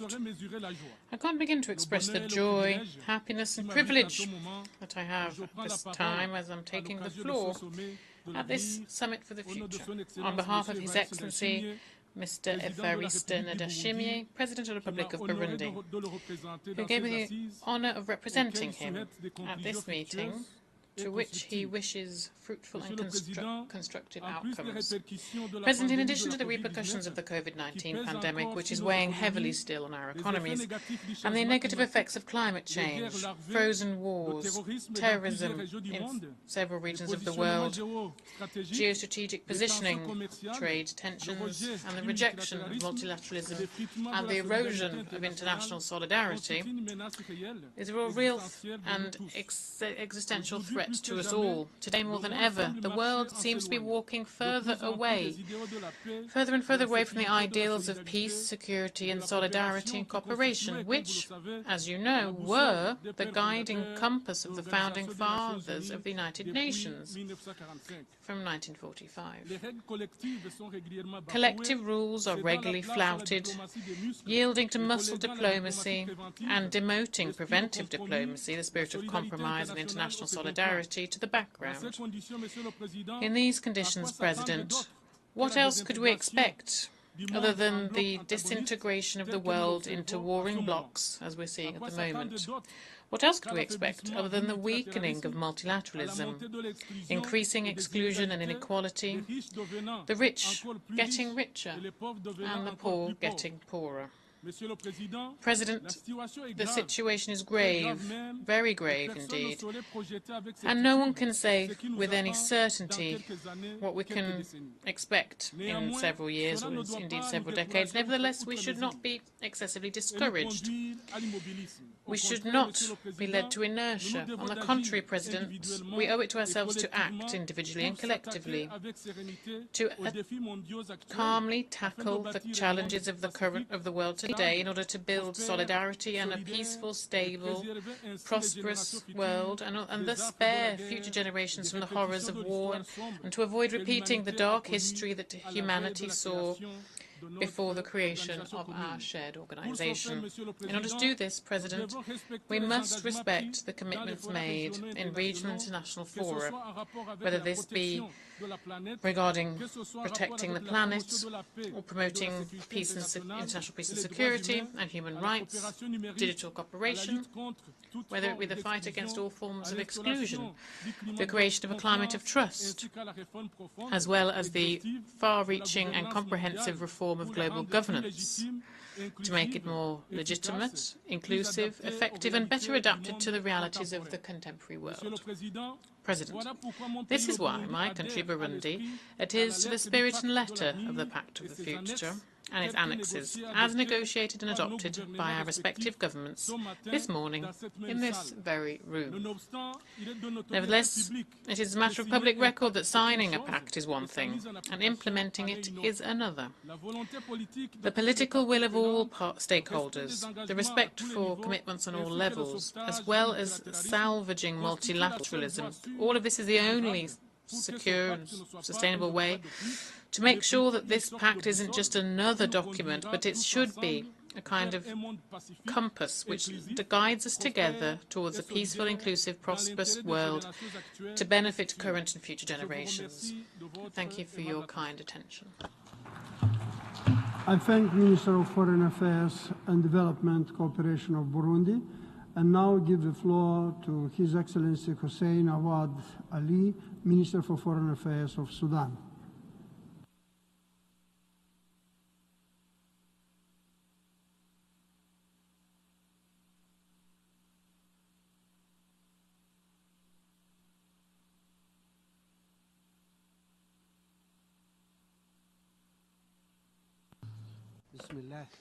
In the name of God, peace and blessings be upon His Prophet. Mr. President, Your Excellency, the Secretary General of the United Nations, Excellencies, Your Highnesses, Honorable Ministers, ladies and gentlemen. At the outset, I would like to congratulate you, Mr. President, in the name of the delegation of Sudan on holding this important summit. We wish you all the success. We reiterate our support to the effort of the Secretary General of the United Nations, His Excellency Antonio Guterres, to reform this international organization. This is more important and urgent now in light of the crises, tensions, wars, and threats witnessed today. These threaten not only our current generation, but the future generations and our planet as well. Mr. President, the challenges, crises, their reasons and complications are crystal clear. All statements addressed the challenges and problems, whether in this chamber or elsewhere, on the hope of reaching solutions and settlements, and also fearing their dangerous repercussions today and in the future. In light of the above, I would like to share with you the current issues which, in our point of view, represent a huge challenge to our organization and to our developing countries. It requires comprehensive and urgent solutions. First, there is a need to strictly adhere to the UN Charter, its principles and purposes. We must avoid highlighting certain principles and not the others, or interpreting such principles and rules. The stability of our international order is underpinned on the respect of the UN Charter, especially the non-interference in the internal affairs of other countries, the respect of state sovereignty and its territorial integrity, and the non-use of force in international relations. It's regrettable to see such double standards and selectivity in implementing these principles. This underlines the credibility of the international system. We regret that certain legal mechanisms are used to achieve such political objectives. This is what we are subjected to today. Second, it's important to adopt a comprehensive reform of the international financial architecture to counter the challenges and problems facing developing countries, post-conflict countries, and those in special situations, especially due to poverty, conflicts, or climate change. Some are also subject to sanctions, which undermine their ability to achieve the SDGs. There is a need to counter poverty in all its forms. We must ensure the right to development and put it at the forefront of our priorities to ensure that no one is left behind. We have seen a great consensus in the different negotiation rounds on the Pact of the Future document, and especially the reform of the international financial institutions and their modernization. This would help us to achieve the desired objectives and ensure an equitable representation to the developing countries, their participation in decision-making processes, access to capital and financing, and ensuring long-term assistance. It will also encourage investment and the addressing sovereign debt as well as the debt restructuring. We must mobilize resources and promote mechanisms to ensure technical transfer, our technology transfer, and building the capacity of future generations. Third, we believe that the United Nations can be an appropriate podium to lead the reform of the international financial institutions. Fourth, the joint future of humanity depends. The sound was cut off. I thank Minister for Foreign Affairs of Sudan.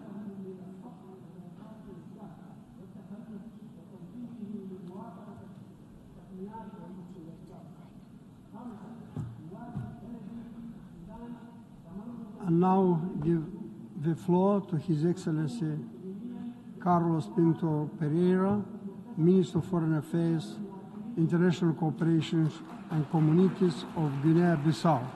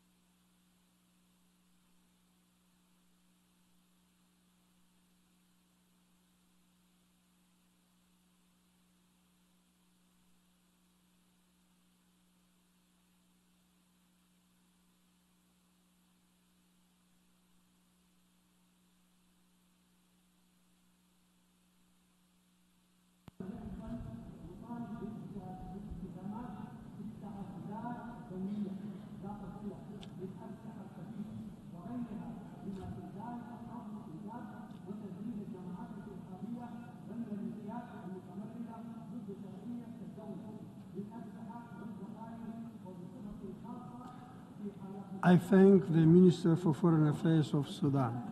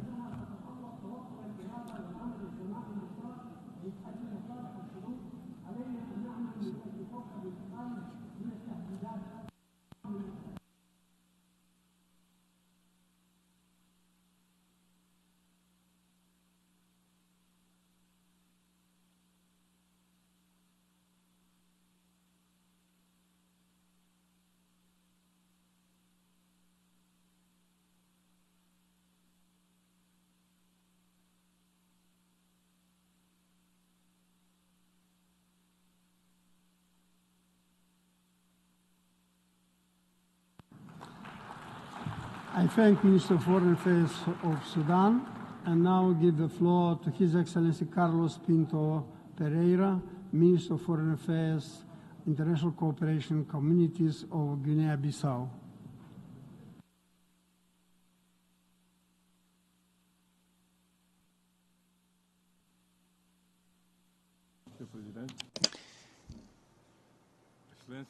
Excellencies, ladies and gentlemen, on behalf of the President of the Republic, I have the honor to transmit the message he had for this assembly. It is with great pleasure that I address the Summit of the Future, and a crucial event that gathers global leaders to discuss our common path to a better tomorrow.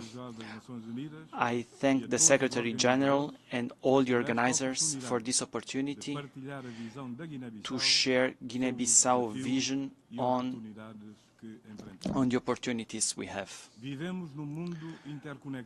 We live in an interconnected world where climate change, poverty, inequalities and health crises require collective responses. The Summit of the Future is an essential platform to renew our commitment with the multilateral cooperation and to strengthen our determination and achieve the Sustainable Development Goals until 2030.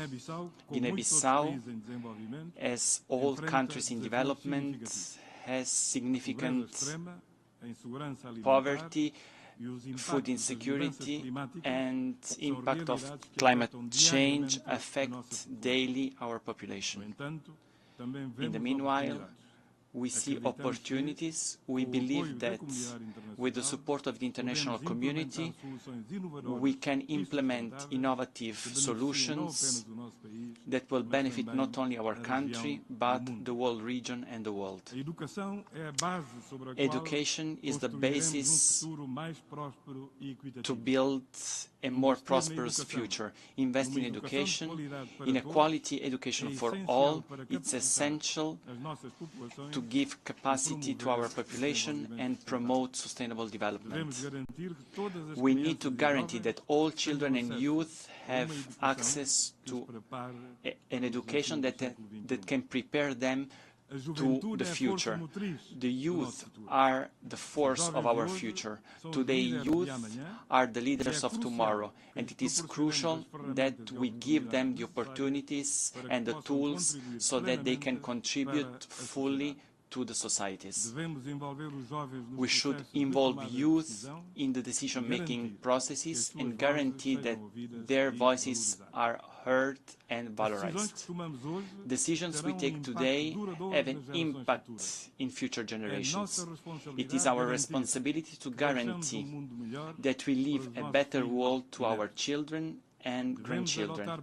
We should adopt policies that support sustainability of environment, social and economic sustainability, and ensure that future generations can live in a better world with justice and peace. To tackle today's challenges, we should reform our governance systems. The Summit of the Future is a turning point where we can adopt concrete measures to turn our institutions more inclusive, representative, and we should guarantee that no one is left behind and that all countries, independently of their size and growth and economic growth, can have a say in our common future. Guinea-Bissau is committed to its part, and we are working hard to strengthen our institutions, to promote peace and stability, and implement policies that can promote sustainable development. However, we recognize that we cannot achieve that alone. We need continuous support from international community, from the United Nations to achieve our objectives. Excellencies, the Summit of the Future is a unique opportunity to reaffirm our commitment and to build a path for a more fair and just future. Guinea-Bissau is ready to cooperate and contribute to this global endeavor. Together we can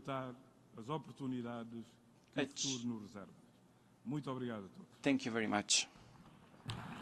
I thank Minister of Foreign Affairs, International Cooperation and Community of Guinea-Bissau, and now give the floor to His Excellency Abdoulaye Diop, Minister of Foreign Affairs of Mali.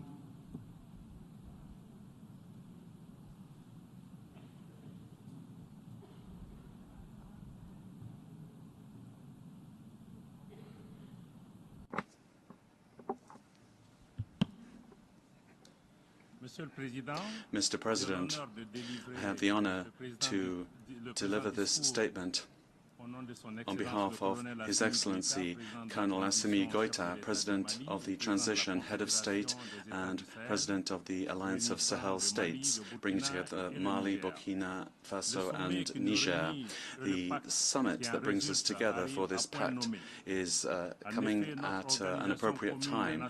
Our common organization, the United Nations, was indeed created to preserve future generations from the scourge of war. It is regrettable to see that after almost 80 years, we have never been as threatened by existential challenges as we are now, but most of them are avoidable. The proliferation of tensions and crises in the world, particularly terrorism, poverty, climate change, inequality, illnesses, geopolitical confrontations, and neo-colonial domination and hegemony have sorely tested our framework for multilateral action incorporated by the United Nations itself. This now seems to be a world of yesterday. We had a lot of hope in the international forces deployed in our country, but 10 years on, we have had to conclude that this was a failure, and the government has had to strengthen its defense and security capacities itself. This has made it possible for us to make tangible progress in reconquering our territory and preserving our national integrity and protecting our population. Here I'd like to renew the thanks of my country to countries and organizations, including the United Nations, that have expressed their solidarity with my country in the light of the cowardly terrorist attacks carried out in my country on the 17th of September last. And we thank the United Nations and the Security Council for stating that it's important for all member states to act to fight terrorism by respecting their international commitments and particularly not to support sponsors of terrorism. They must be brought to justice. The Summit of the Future is a new departure for international cooperation in an international multilateral framework that can offer a bright future for the whole of humanity. But we have to act together to renew our commitment for thoroughgoing change to the multilateral system that has governed world affairs up until now. In this regard, it is essential that decisions meet the aspirations of our peoples, particularly those of the Global South. It's also essential that we have the courage to proceed to reform our current multilateral institutions, particularly the Security Council and international financial institutions, in order to adapt them to the realities of our time, so that they are more inclusive, more just and fairer, but above all, more representative. The issue of young people is very important, and that must be a major concern for us. My country, Mali, is attached to the principles of our charter, namely the non-interference in domestic affairs of states and respect for the sovereignty of states. Mali also pays particular attention to the issue of financing for development, particularly sustainable development. We feel that the digital issue is also essential, and my country has undertaken an ambitious digitization program of public services. Finally, we believe that the Pact for the Future is very ambitious nationally and internationally, but it must go beyond a mere declaration or promise. It must meet the aspirations of current and future generations. I thank you. I thank the Minister of Foreign Affairs of Mali, and now give the floor to His Excellency Ramadan Abdallah Mohamed Gok, Minister for Foreign Affairs and International Cooperation in the revitalized transitional government of national unity of the Republic of South Sudan. Your Excellencies, esteemed leaders and distinguished participants, on behalf of the government and the people of the Republic of South Sudan, I am honored to address the Summit of the Future, a platform that invites us to shape a collective vision for a peaceful, equitable, and sustainable world. As a young nation is still navigating the challenges of post-conflict recovery, South Sudan looks to the future with hope and determination.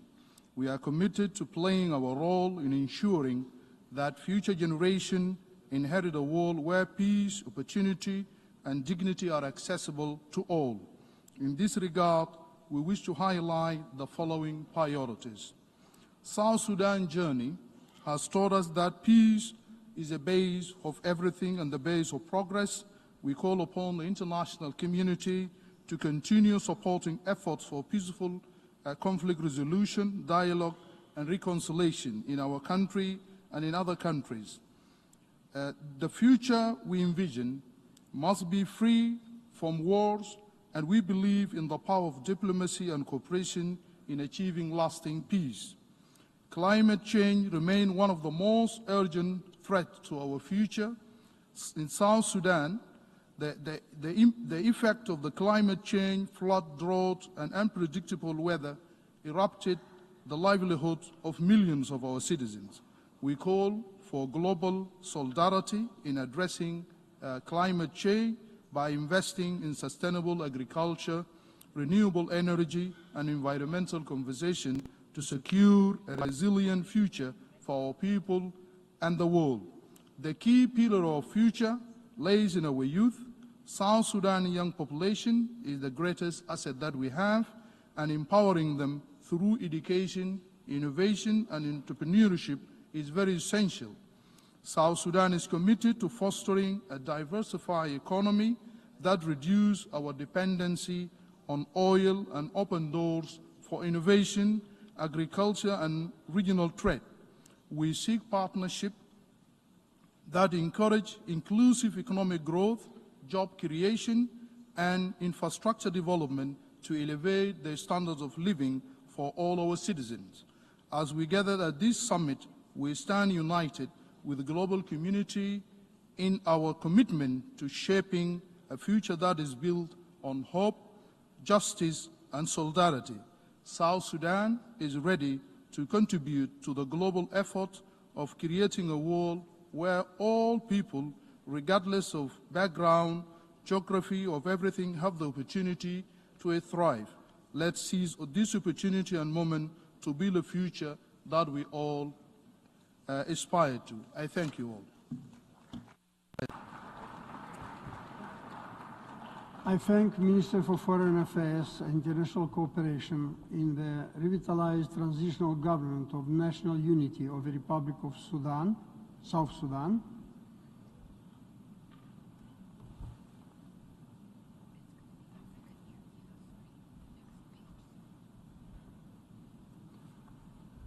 And now I give the floor to the African Union.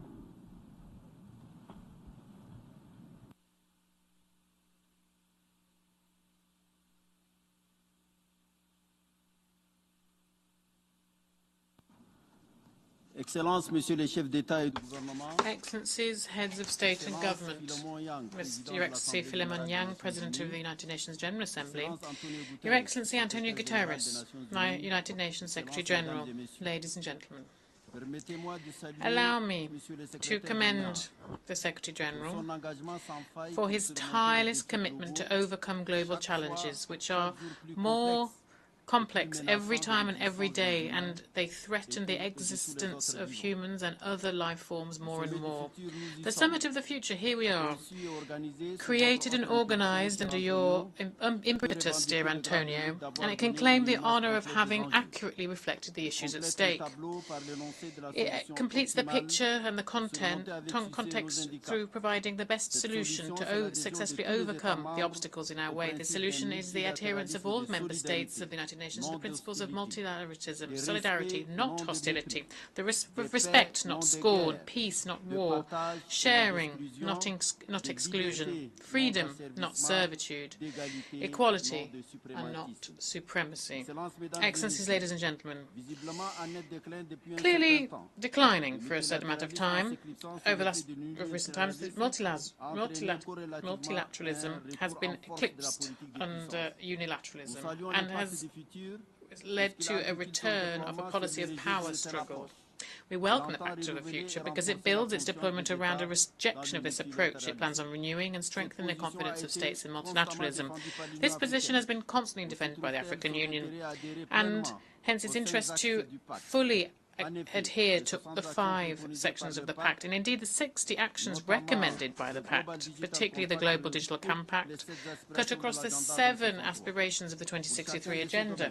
For each of these fields, the African Union has created strategies that are then translated into plans of action, even though their implementation has been hobbled significantly by the scarcity of financing and deficiencies in governance. And there's no point in hiding this. Therefore, these are problems that are familiar to us in Africa, even if Asia and Latin America, in certain respects, are still in the same conditions of precarity that the African people are.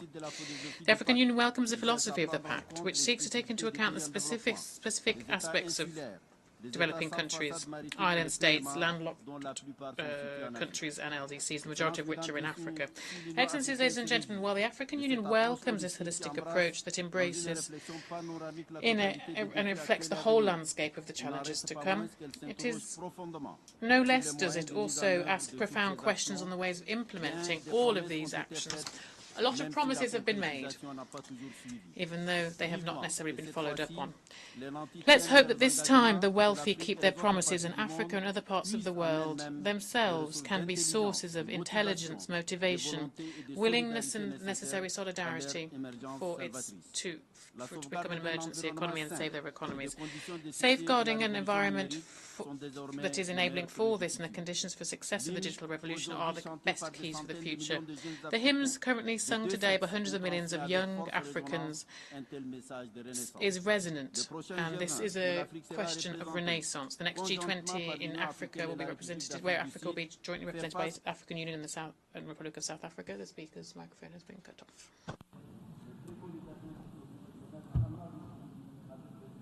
I thank the representative of African Union and now give the floor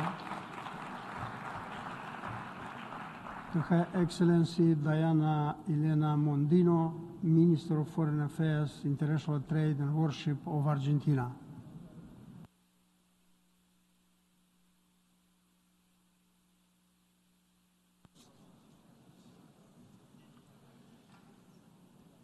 Mr. President, this forum is for us to think constructively about the challenges that the international community has and how we can address those challenges. This is a special opportunity to express our points of view. Argentina has decided to operate a society where people are responsible for their actions but can act in freedom, and where we have equality for all. We want to address the challenges of terrorism, the threats to territorial integrity, democracy, international security, and economic development. In order to do this, we take as our guide the purposes and principles of the United Nations Charter. Deviations from these purposes and principles create problems, not just in a given country that loses its own freedom, but also for those countries interacting with that country, and we see this all the time. It's our obligation to remember what it says in our national constitution, and since 1953 we have liberal principles which we should never have departed from since 1973, and we are convinced that an agenda should not be made up of principally of declarations. We need to state how we're going to get to where we want to go, and for this we need economic freedom. Hunger will not give us economic growth. Development means that we need to respect institutions and respect private property above all. Our young people will have a better future if we respect life and freedom. Argentina has embarked upon this path, and we've carried out our own realistic diagnosis, as hard as that may have been, and we are beginning a serious transformational reform of the state, opening ourselves up to the world and assuming the commitment to be able to say proudly that we want to be one of the freest countries of the international community. And in exercising that freedom, my country would like to recall that agendas such as this that bring us together today are made up of aspirations, which legally speaking, are not binding, and every state, as they exercise their sovereignty, has the right to interpret these things autonomously, taking into account the various realities, capacities, and level of development of each country, and respecting its national policies and priorities, such as stated in Resolution 7001 of the General Assembly. However, very many points of the Pact and its annexes have certain reservations. This document has been worked on now since 2022 with our government, and the current Argentine government is in the process of advanced negotiations. Nevertheless, we have proposed various constructive actions which were not always taken into account, and that meant that on those points we had to disassociate ourselves. However, when it comes to the Pact of the Future, these things aren't an obstacle for Argentina. On the contrary, we want to have wings for our growth in freedom. Mr. President, my country reaffirms our commitment to the peaceful settlement of disputes and an international or rules-based order based on democratic values. We want to demonstrate that the only fight that's worth fighting is the cultural one, showing that it's possible to have peace between nations, and we hope that the outcome of this exercise will lead us to a safer and a more prosperous world. You can be sure that my country is prepared to continue, as we always have done, working together to think again together about how we can face the new challenges that are occurring and challenging us as humanity. Not just words, but work, work and more work. That is the best and really the only solution. We want to be free to choose a better world, and I'm sure that all members of this Assembly also want to guarantee this for all of the men, women and children that make up our common home. Thank you very much, Mr. President. I thank Minister of Foreign Affairs, International Trade and Worship of Argentina. And now I'll give the floor to the representative of International Development Law Organization.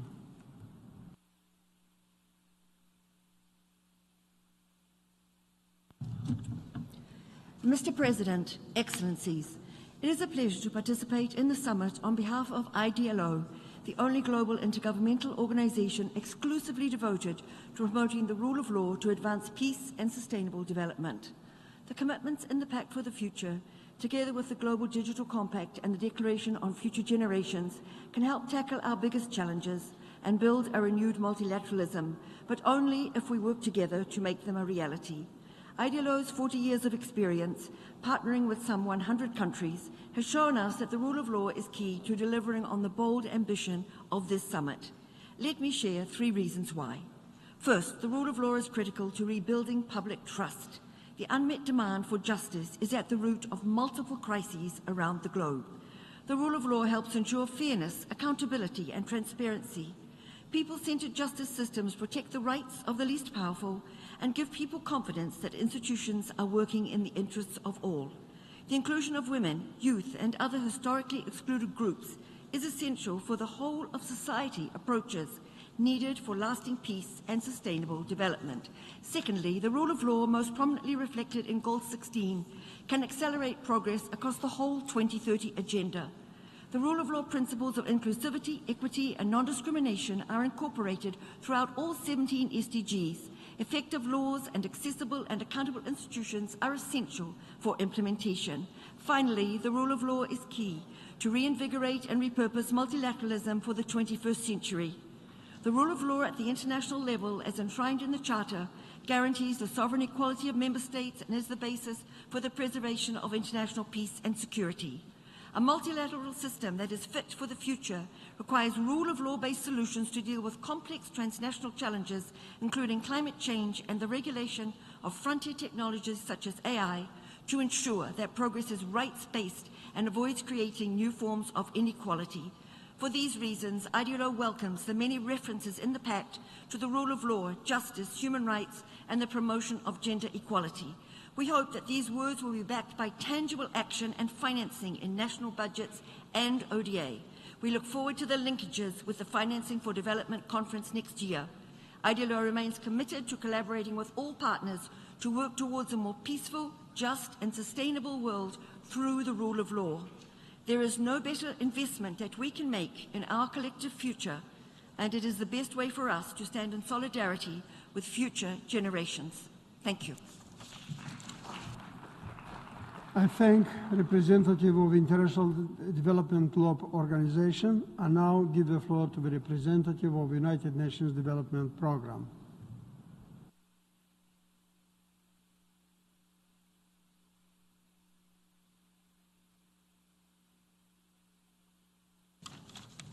Mr. President, distinguished delegates, Excellencies, ladies and gentlemen. Today, on the occasion of the Summit of the Future, many will perhaps be forgiven for wondering how people outside of this hall will receive the Pact when we live in a world divided and scarred by conflict, with fault lines such as growing poverty and inequalities, climate change, and the destruction of our natural world. Many of the speakers, distinguished speakers, have addressed themselves to these today. Yet, amidst these tremors, the young people of our world, of our communities, and the young people that I have met here during the past 2 days, the Action Days in New York, have truly stood out to me. Their faith in a better tomorrow holds, and their determination to build it as well. So, what is the United Nations Development Programme's unique offer to put the 5 areas of the Pact for the Future into action? First, on sustainable development financing, our efforts include supporting 86 countries at this moment in implementing integrated national financing frameworks to channel billions of dollars to key areas from job creation to gender equality, the energy transitions, nature, and just one stream of engagement to shape the new SDG financing ecosystem that has been so central also in the Pact. Second, over 2 billion people currently live in countries affected by conflict and instability. Our global development support, alongside the humanitarian response, continues to provide a proven pathway out of these crises by enabling millions of people to access essential services such as water, clean energy and livelihoods, and ultimately enabling them to still have a perspective of the future. Third, UNDP is working to ensure that young people have a meaningful say in the future areas like climate change and our climate promise.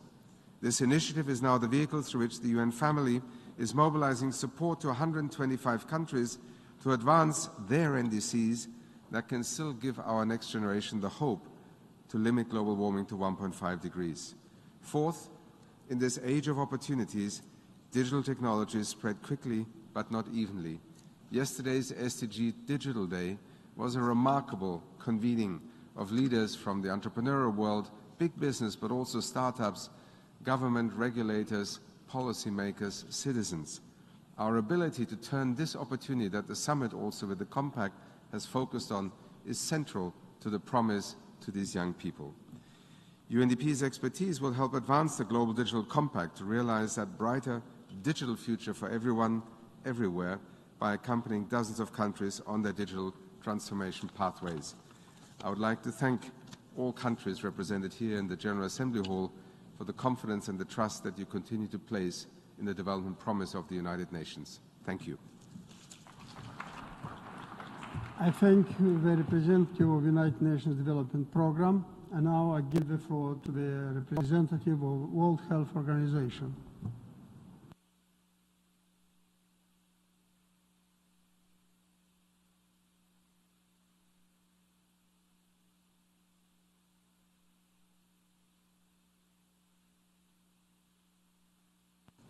Mr. President, Excellencies, I have 3 minutes and 3 requests. First, a commitment to promote, provide, and protect health. Health is not created in clinics and hospitals. It's created in streets, homes, communities, schools, markets, workplaces, and parliaments. It's created in the air people breathe, the food they eat, the water they drink, the condition in which they live and work, and in our changing climate. When people do need care, they must be able to access the health services they need when and where they need them without facing financial hardship by paying for care out of their own pockets. Second, a commitment to a pandemic agreement. The COVID-19 pandemic showed that when health is at risk, everything is at risk. The outbreaks of Mpox in Africa demonstrate once again why the world needs the WHO pandemic agreement, a shared approach to shared threats.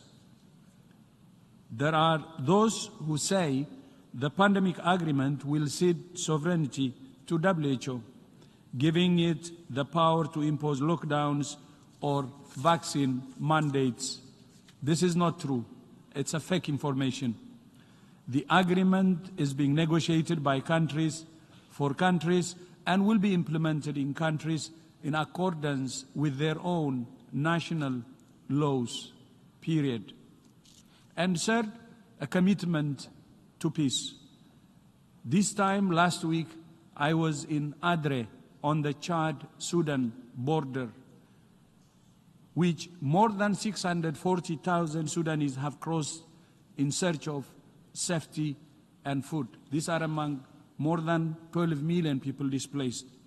The conditions are indescribable, the needs overwhelming, and the international community is not giving this crisis the attention it deserves.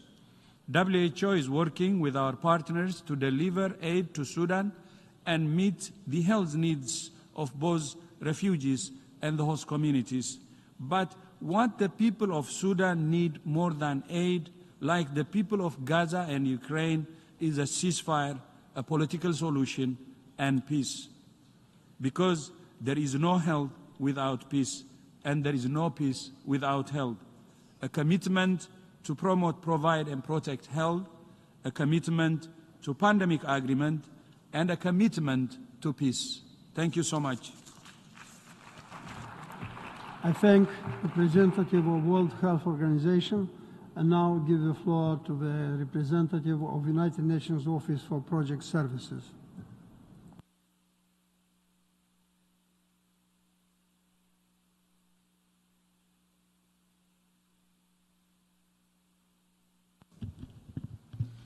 Mr. President, this year's Summit of the Future marks a crucial opportunity for the international community to deliver on the promise of creating a more peaceful, fairer, greener, safer future for people and the planet. It is a moment of realism in the face of the many challenges our world faces, but also a moment of hope and determination to work together to overcome those challenges and build a better future for all. Today, multilateralism received a boost. The Pact of the Future is 3 years' worth of important analysis, discussions and negotiations. It represents an ambitious response to the youth's aspirations on peace and sustainable development. UNOPS is committed to supporting the outcome of the Summit of the Future.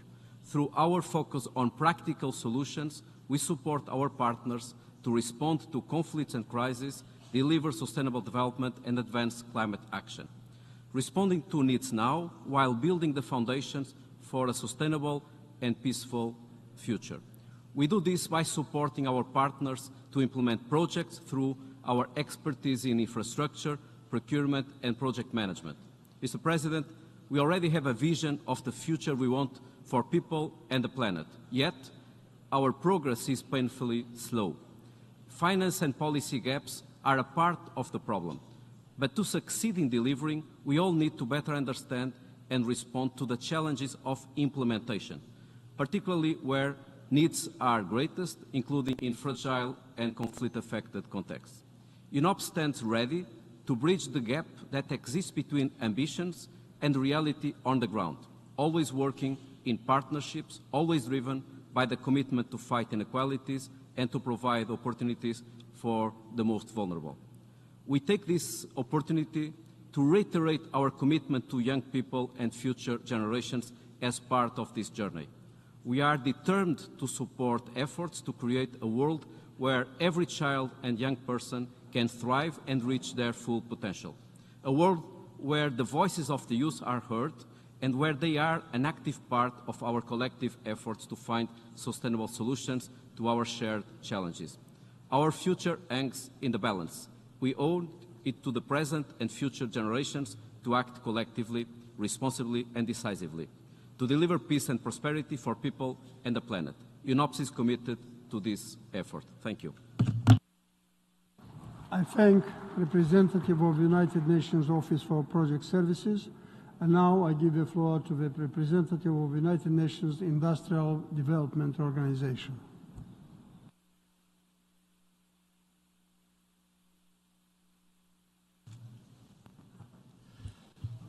Excellencies, ladies and gentlemen, as the United Nations Industrial Development Organization, we strongly welcome the adoption of the Pact for the Future. Member states have provided clear guidance. Now we need to implement it. At UNIDO, we are committed to leading concrete solutions for inclusive and sustainable industrial development in line with our mandate within the UN system. We specifically welcome the strong call in Action 4 to close the SDG financing gap by scaling up investments in sustainable industrialization. The landmark outcomes of all the major conferences this year are telling us the same story. To achieve the SDGs, developing countries need to invest in transforming their economies and industrialize. Countries that do industrialize are making the biggest strides in poverty eradication, ending poverty and wealth creation, both historically and today. Every job in manufacturing creates on average 2.5 jobs in other sectors of the economy. Action 2 and 3 on poverty and hunger depend on realizing this strong nexus, which holds true in an increasingly digital world. Equally, Action 9 on climate change requires that we prioritize the decarbonization of heavy emitting industries for current and future organizations. And there is good news.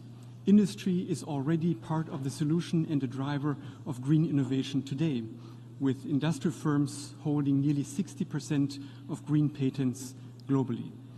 And finally, as this summit aspires to reform global governance, it must also help to set standards for the global economy. Fair and sustainable supply chains are a must, and Action 29 is critical in this regard.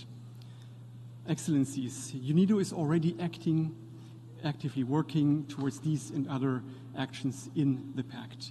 In addition to flagship initiatives on industrial decarbonization and green hydrogen, we have launched new ones, such as the Global Alliance and Partnership for Responsible and Green Minerals. I'm also pleased to invite you to our upcoming flagship initiatives this year. The Multilateral Industrial Policy Forum 2024 in Riyadh next month, and the World Without Hunger Conference in Addis in November. Allow me to conclude and reiterate that UNIDO is committed to working with all of you to implement the Pact through concrete solutions on the ground. Thank you. I thank the distinguished representative of the United Nations Industrial Development Organization, and now give the floor to the distinguished representative of Sovereign Order of Malta.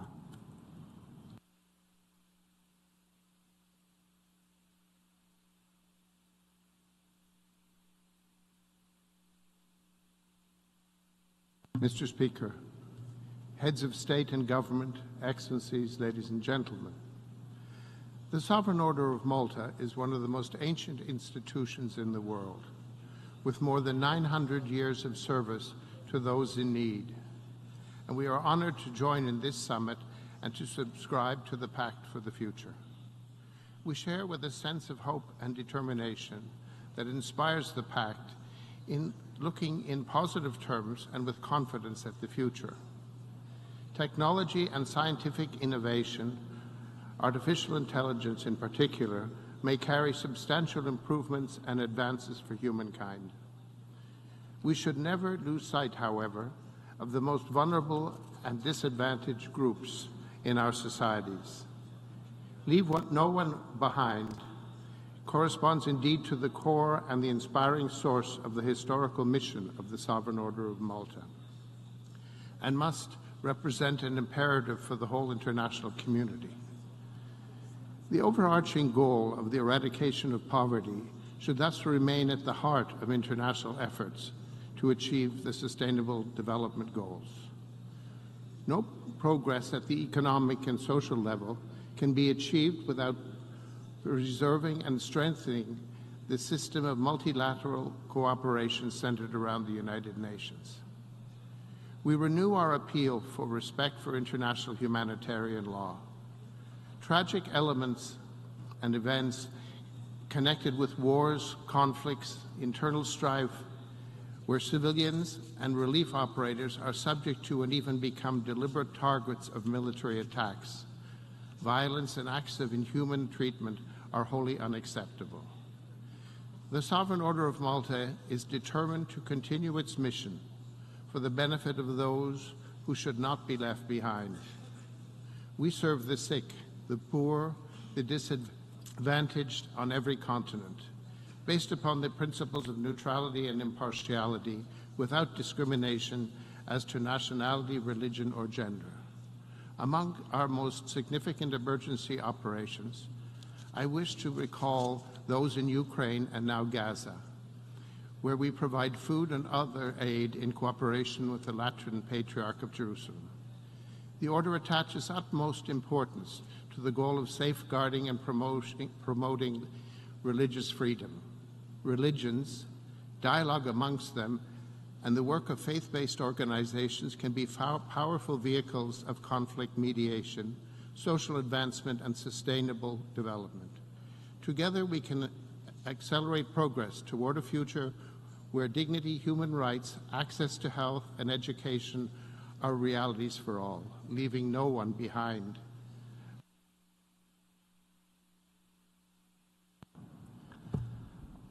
I thank the distinguished representative of Sovereign Order of Malta, and now I give the floor to the distinguished representative of United Nations High Commissioner for Refugees.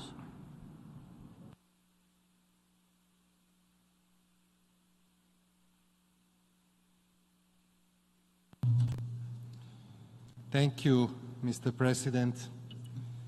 This morning, we heard from 3 young people, including Monica, a bright woman, a refugee. I don't have much to add to her wise and beautiful words, but let me reflect from the same perspective, as the future also belongs to all the young people who, like Monica, have been forced to flee their homes because of our collective failure to make peace. And so these young people are now forced to dream of a new future away from their countries or their communities. What will those dreams be? What will be the dreams of 120 million refugees and displaced people?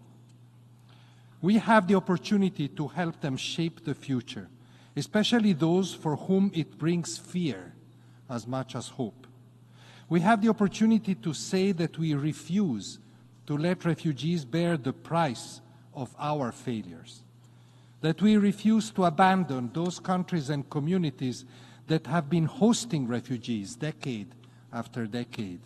And what a chance we have to include refugees and all displaced people, young and old, to open doors, schools, clinics to them with support from the international community so they can contribute to the communities hosting them while we work together on finding solutions to their plight. Let us all, donors, host countries, the private sector, the UN, civil society, displaced people, all work towards the vision of the Global Compact on Refugees, where refugees are seen as an opportunity and not a burden, and they can think of a future in which they are not refugees. And let me add UNHCR's voice to Monica's voice, to the voice of all the displaced, and join them in the call for peace. At this summit for the future, we must be able to imagine and work towards a future without refugees. But without peace, Mr. President, this will simply not happen. Thank you. I thank the distinguished representative of the United Nations High Commissioner for Refugees. And now I give the floor to the distinguished representative of United Nations Environment Program.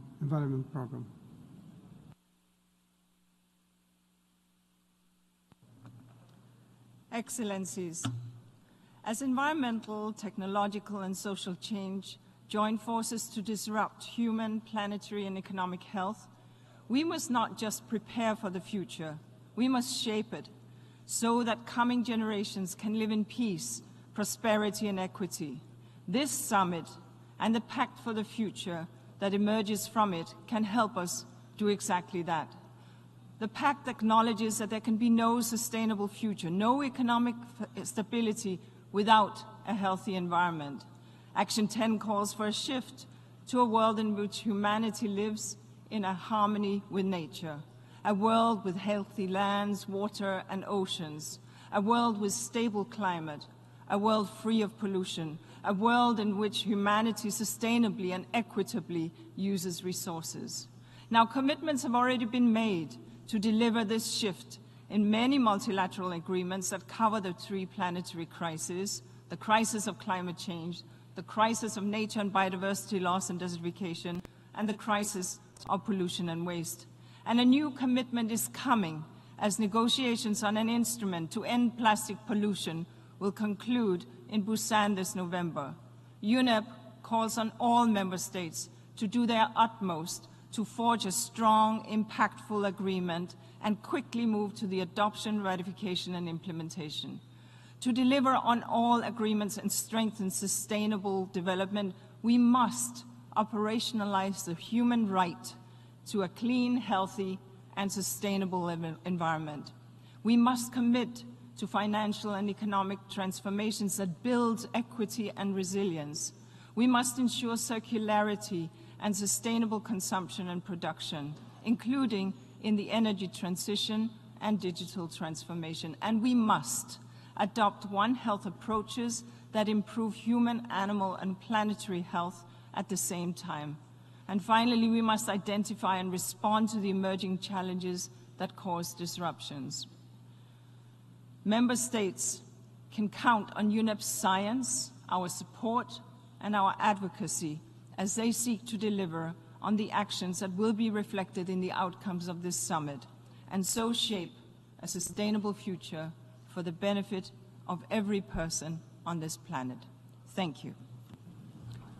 I thank the distinguished representative of the United Nations Development Programme, and now I give the floor to the distinguished representative of the International Telecommunication Union.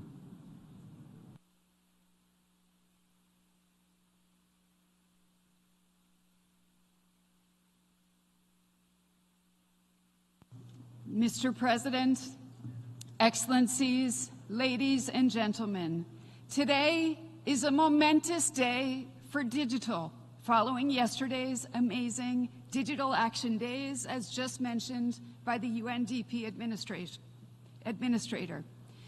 Congratulations to member states for delivering the Pact of the Future, the Declaration of Future Generations, and the Global Digital Compact. Today you have sent a powerful message to the world that our future is digital and that we can and we must write it together.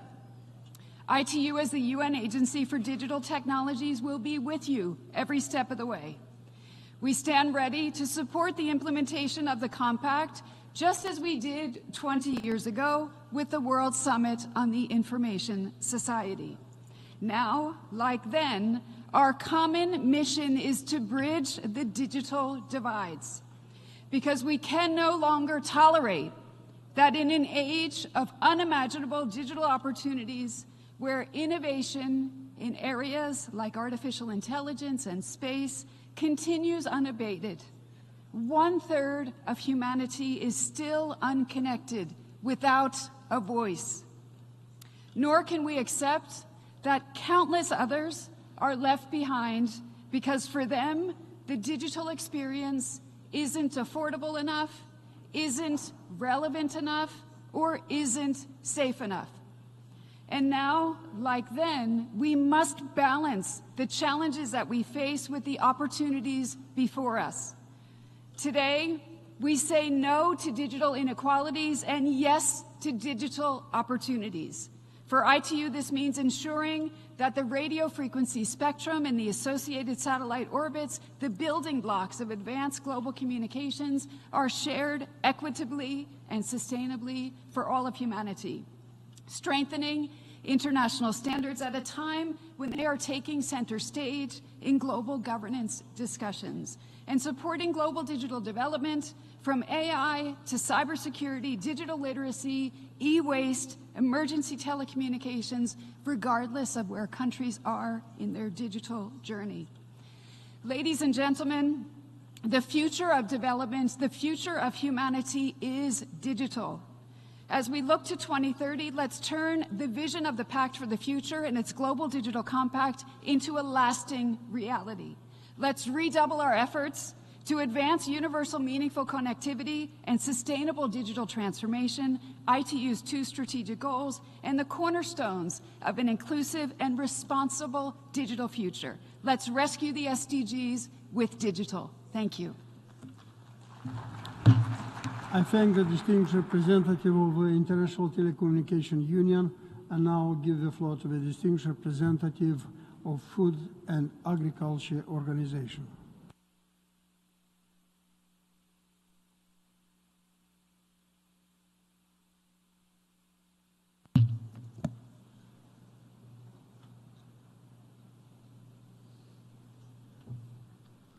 Excellencies, ladies and gentlemen, good late afternoon. The world faces a daunting food security and nutrition picture. More than 730 million people worldwide faced hunger in 2023, and more than 2.3 billion will moderate or severely food insecurity. We are not on track to achieve any of the global SDG targets.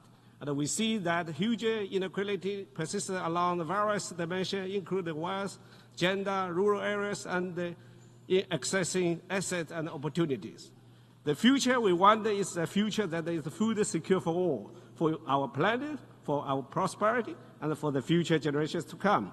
We want a future where the right to food is the best human right secured. For this future, we must transform our agri-food system today to be more efficient, more inclusive, more resilient, and more sustainable. The future will be determined by more equitable agri-food system, and I'm pleased that this is recognized by the proposed Pact for the future. We need to invest integratedly on the four betters: better production, better nutrition, better environment, better life, leaving no one behind. This is at the core of the effort work. Allow me to share three key elements for the way forward. One, we must step up effort to achieve SDGs by 2030. And the second, we must focus on fostering and promoting innovation, public-private partnership, and more cost-effective investments. Three, hunger and food insecurity can be defeated through the effective collaboration between all the partners and effectively utilize each other's expertise and resources. And by leveraging our comparable advantages, we have to do together. Effort will continue to do its part to ensure a better future we want. Have a nice evening and enjoy healthy food. Thank you. I thank the distinguished representative of Food and Agriculture Organization and now give the floor to the distinguished representative of the Council of Europe.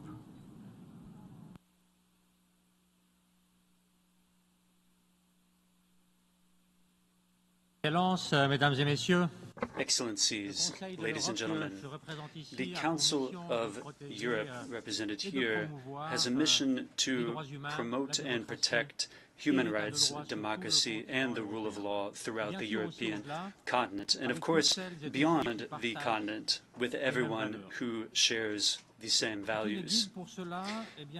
This is what guides us. What guides us is the European Convention on Human Rights, ratified by all of our 46 member states. That convention is interpreted by the European Court of Human Rights, and we share a strong commitment with the United Nations for peace. And this is a relationship that is ongoing with the United Nations. We're very proud in this regard to be contributing to the implementation of the Sustainable Development Goals. But the Council of Europe also has its own goals. Our current priority is to support Ukraine, which is one of our member states. In the beginning of this year, the Register of Damage has become fully operational. This is a register that receives contributions for the loss and damage caused by the war of aggression waged by the Russian Federation. This is a first tool, but it is absolutely necessary as a step toward an international mechanism for compensation. Here will play a central role, as we will play a key role when it comes to any tribunal aiming to judge the crime of aggression. We're going to be working together to implement a plan of action for resilience, recovery, and reconstruction in Ukraine as well. The European European Court of Human Rights is the only international jurisdiction that, as of now, has ruled on human rights violations in the context of the war. There are other tools the Council of Europe has, of course. These have allowed to address the challenges of our time. I could mention the Istanbul Convention to prevent and combat domestic violence and violence against women. And I could also mention the very recent Framework Convention on Artificial Intelligence. This is an unprecedented treaty, the first of its kind, which aims to protect human rights in the context of technological evolution, which is currently underway. At this anniversary of the Council of Europe, I would like to close the 75th anniversary of the Council of Europe. I would like to conclude with advocacy for the greatest number of countries to sign and ratify our key conventions, because at a time when democracy is backsliding, we need to do ever more to promote our values through words and in deeds. This is the best way to bring about a better future and more democratic future for our citizens. Thank you.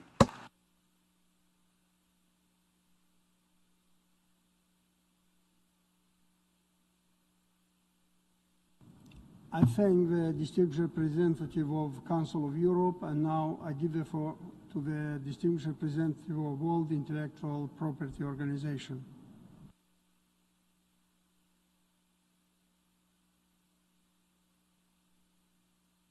Mr. President, distinguished delegates, throughout today we have heard world leaders speak about the magnitude and gravity of the challenges ahead of us. While they are truly sobering, we must not lose hope. Instead, let us remember that it's often in times of crisis that we are at our most innovative, and that we must now harness the power of human invention, innovation, and creativity to build a more resilient, prosperous, and sustainable future. All of this will require us to transform what intellectual property or IP means. While in the past, IP was viewed as only relevant to the largest corporations in industrialized countries, this is changing. 70% of global IP filings now come from Asia, Africa, and Latin America, a huge change from 50% just 20 years ago.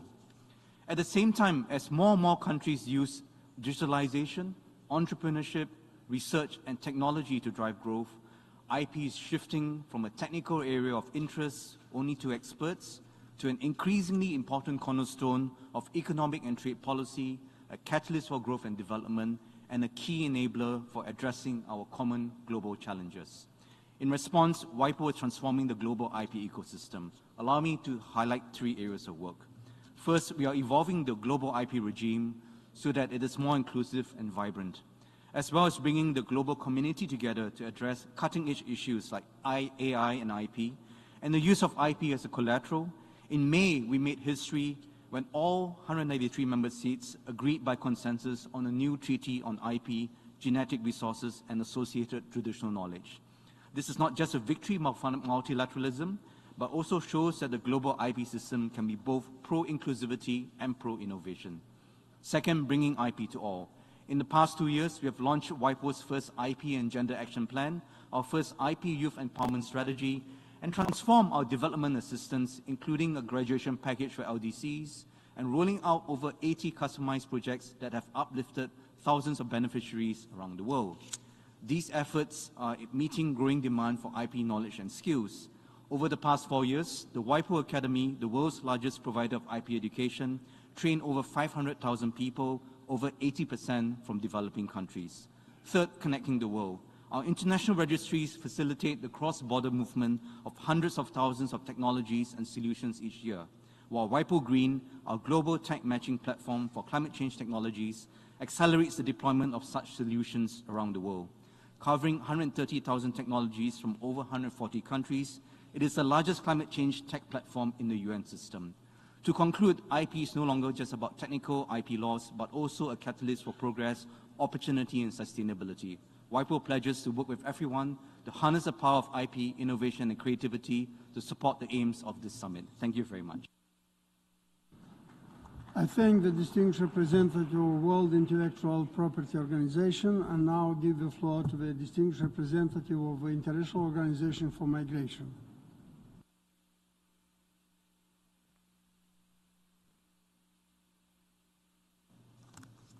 Excellencies, distinguished representatives, on behalf of IOM, I commend and thank the United Nations Secretary General for convening us all today, and the co-facilitators of the Pact of the Future, the Declaration on Future Generations, and the co-facilitators of the Pact for the Future, the Declaration of Future Generations, and the Global Digital Compact, and everyone involved in the process for leading negotiations on this landmark document. This summit really embodies the power and potential of multilateralism. IOM, as the coordinator of the UN Network on Migration, supports an agenda for change to rebuild trust and strengthen international cooperation in tackling the challenges of today and tomorrow. Generation after generation of people have moved in search of a better life, and we know many more will move in the future. With this in mind, we cannot take for granted the promise of migration as a solution as we face major global transformations and crises. We at IOM believe that investing in safe, regular, and orderly pathways for migration can help reduce irregular migration, accelerate inclusive growth, strengthen decent work, bridge demographic shifts and labor gaps, and foster sustainable development. The 2030 Agenda, the Global Compact for Migration, the Secretary General's Action Agenda on Internal Displacement are all clear and existing frameworks that can and do guide our work. All of us here today have a collective responsibility to protect and respect the human rights of all migrants. We must live up to that responsibility. We at IOM are delighted to contribute to this milestone.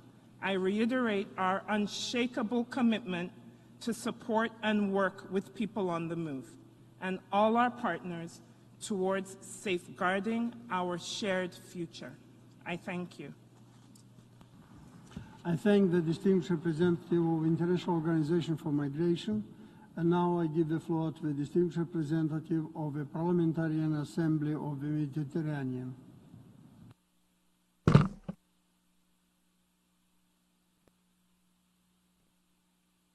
سيد الرئيس أصحاب السعادة. Mr. President, Your Excellencies, since its inception in 2005, the Parliamentary Assembly of the Mediterranean and its members from the Euro-Mediterranean and Gulf regions have been deeply committed to ensuring the implementation of the UN Charter and its deliberations through innovative mechanisms to ensure effective and coordinated follow-up. Today, I'm honored to renew the commitment of the PAM and its member parliaments to the implementation of the objectives of the Summit of the Future, the Pact for the Future, and the Future Generation Declaration, and the Declaration on Future Generations and the Global Digital Compact, to, among others, support the establishment and functioning of stronger and more influential multilateral institutions by all member states, without exceptions, in accordance with the principles of the UN Charter, the Universal Declaration of Human Rights, the international law obligations. Second, ensure effective responses to current and future challenges such as food security, climate change, in collaboration with key stakeholders. 3, promote an open, free, and secure digital future anchored in universal human rights. 4, ensure the interests of future generations are taken into account in national and global decision-making processes. Yesterday, at the PAM side event, we announced 2 concrete initiatives through which the Assembly will contribute to achieving these ambitious goals. First, the creation of a permanent parliamentary observatory of the Global South for the Sustainable Development Goals based and managed by Morocco. Second, the creation of a permanent global parliamentary observatory on the misuse of AI and emerging technologies, served by the PAM Center for Global Studies, and that will be a platform for monitoring, analyzing, and promoting effective legislation, principles, and criteria, so that these tools are not used by terrorists and criminal groups for their own malicious purposes, but for the benefit of all humanity. Mr. President, speaking of the future requires us all to work to overcome current obstacles, and in the Mediterranean there is a continuing war, regardless of its reasons. Its results will bring more extremism, violence, and hate. It is the war against Gaza and the innocent victims on both sides. We call upon you to give primacy to the sound of reason and to end this conflict and to return to negotiations to implement the resolutions of the international community and to attain the two-state solution, an independent state of Palestine and a safe state of Israel. I thank you. I thank the distinguished representative of Parliamentarian Assembly of the Mediterranean, and now I give the floor to the distinguished representative of Economic and Social Commission for Asia and the Pacific.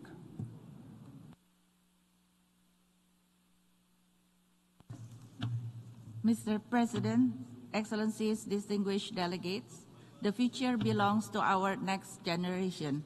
The future they inherit, however, depends on the choices we now make. With 2/3 of the world's population living in Asia and the Pacific, the decisions taken in the region will largely determine our collective future. The region accounts for nearly half of the world's economic activity, owing to its large, young, healthy, and educated labor force, availability of capital, and widespread introduction of technology. Millions have been lifted out of poverty, out of our 53 members, only 1 remains low income. Out of the original 14 least developed countries, only 5 will remain by the decade's end. Despite the various divides and uneven progress towards sustainable development, its trajectory has undeniably been a success. A future with even greater possibilities, however, calls for a transformative change to this model of development. Given its significant economic size, the region must reduce its carbon emissions through every means possible. With the median age expected to reach 40.5 by 2050, those above 65 will account for a fifth of the total population by 2050.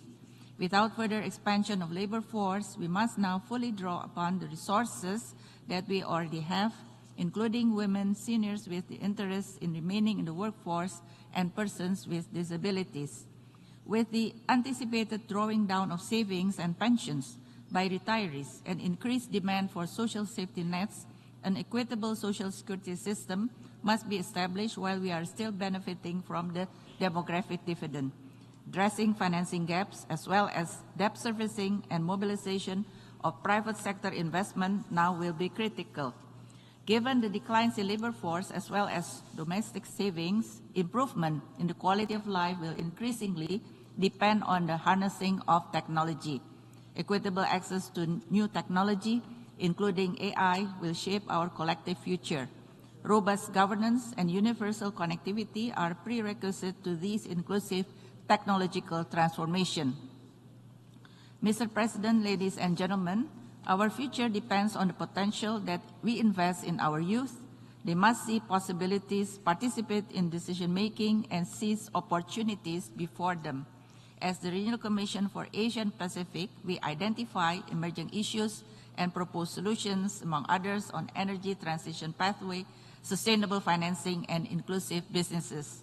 We must pass on a future with even greater possibilities to the next generation, and we stand ready to support the implementation of the Pact of the Future. Thank you very much. I thank the distinguished representative of Economic and Social Commission for Asia and the Pacific, and now I give the floor to the distinguished representative of the Economic Commission for Europe.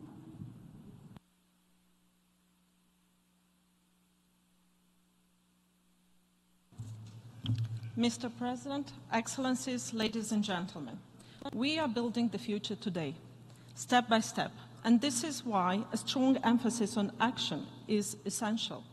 We have agreements in place, we have now the Pact for the Future, and it is really the time to implement them. But first, looking at these days' developments, including this morning discussions, it seems right to be reminded for whom we are doing this. We are doing this for the children and youth of today, for our future generation. A generation that hopefully would know to agree better than we do, or that we did today, when matters are concerning the survival of our planet or the sustainability of our future. That is why I believe that our work on education for sustainable development, a comprehensive program on which at UNICE we have been intensively working for over 10 years, should be prioritized, so that when the youth of today will have to take decisions tomorrow, they will know to put environment and social concerns first before economic or political gains. I encourage you all to do the same, to invest and support education for sustainable development. Dear colleagues, the success of our commitments for the future depends on us, yes, but it also depends on our understanding of the need to have an inclusive approach. The actions are taken by people of all ages, by women and men, by communities, by local and regional authorities in the first place. They are on the front lines, enabling them, trusting them, and partnering with them in the Pact of the Future implementation is not only a way to be successful, but it is the only way. In 2 weeks' time in Geneva, we will convene the Cities Summit of the Future. It's a unique platform in the UN, a forum of mayors, where they come in their own capacity, not as part of governmental delegations, really to discuss and agree how to implement the Pact in a very practical way, addressing challenges of urbanization, social housing, or mobility. And I'm confident that the final statement to the mayors will be one to serve both as a roadmap but also as an inspiration for some of our global commitments. That is why, once again, I would like to reiterate that action is required, and it is required at multiple levels, partnering with both public and private sector, involving international, regional, and national actors, local communities, and individuals. A third and final observation. Being a regional commission, an economic commission, UNICE, with a very strong normative footprint, reaching globally when it comes to transboundary water management, air quality, environmental impact assessment, industrial accidents, road safety, transport, classification of critical minerals, there is one thing we understand, that our biggest challenge remains to be the competition over natural resources. A competition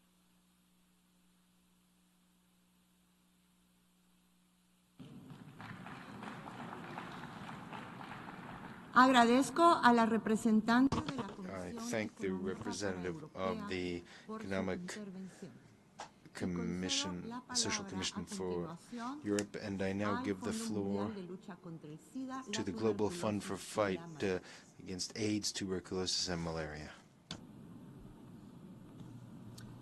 Excellencies, as a worldwide partnership to defeat HIV, tuberculosis, and malaria, the Global Fund welcomes the Pact for the Future that shines a spotlight on the urgency of increasing efforts to achieve the 2030 agenda and to accelerate progress towards better health for all. We applaud the leadership of Namibia and Germany in co-facilitating the Pact of the Future process, including engaging with civil society and communities. Only a pact that champions multilateralism and empowers communities and civil society to be meaningfully involved in global governance can safeguard our collective future. In a world where about 4.5 billion people, more than half of the global population, are not fully covered by essential health services, we know that health is fundamental to eradicate poverty, achieve gender equality, economic growth, and to ensure peaceful societies. Now is not the time to shy away from our commitments, but to take advantage of every opportunity to bolster progress towards universal health coverage and raise the bar so we can ensure a healthy future for all. Now more than ever, we need to ensure that global health stays at the center of the international agenda.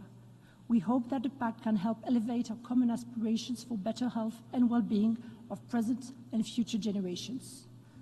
We applaud the Pact's focus on climate change as an existential issue of our time, in fact, the biggest global health challenge of our time. The phenomenon is destabilizing the foundations of human health, deepening inequalities, and leading to the emergence of and spread of infectious diseases. Ramping up our collective response is an urgent imperative in today's challenging context of interconnected crisis. We commend the focus on closing the SDG financing gap. As a unique partnership of government, civil society, the private sector, and people affected by the diseases, the Global Fund stands ready to step up the fight to achieve global goals and to prepare for and respond to future risks. The Global Fund is an example of the transformative power of communities and civil society, a partnership powered by equity. And as we come together to applaud the Pact for the Future today, we call on the international community to ensure that this leadership is recognized and upheld. We hope that the Pact for the Future and the urgency and enormity of current challenges will continue to push the global community to find a new course, one that can broaden and deepen multilateralism to create a more healthy, fair, and peaceful world for today and for all future generations.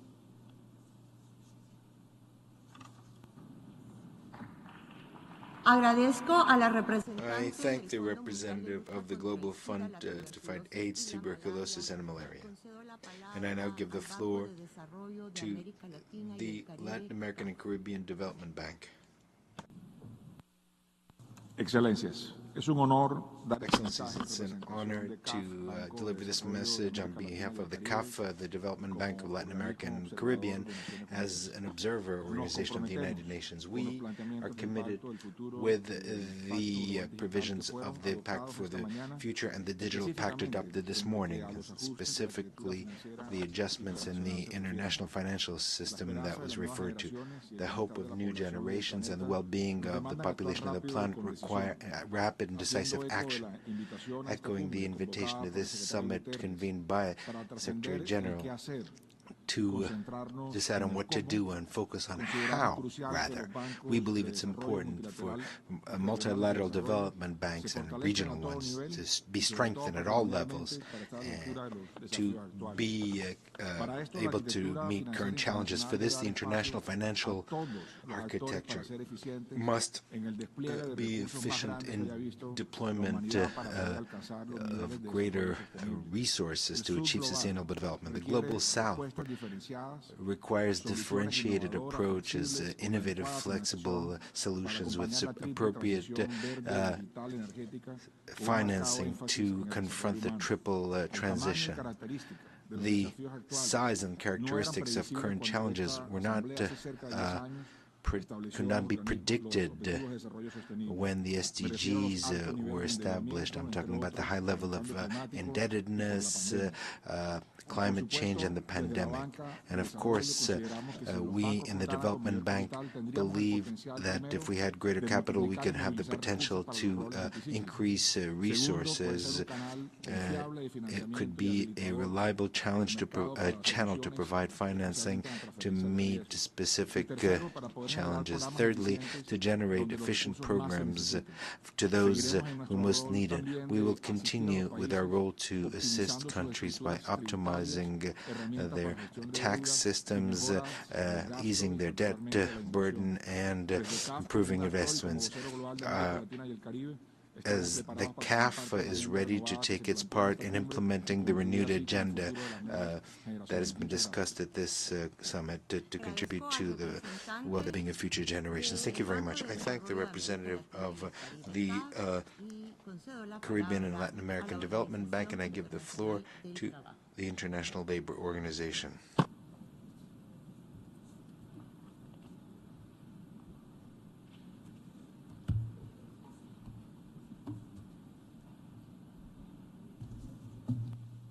Mr. President, ladies and gentlemen, the ILO welcomes the summit, which is a unique opportunity to forge pathways towards a peaceful, prosperous, and sustainable future for both current and future generations.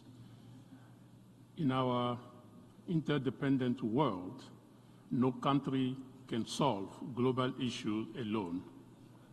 Multilateral cooperation is critical, not only to tackle global challenges, but also to advance the national interests of each and every country.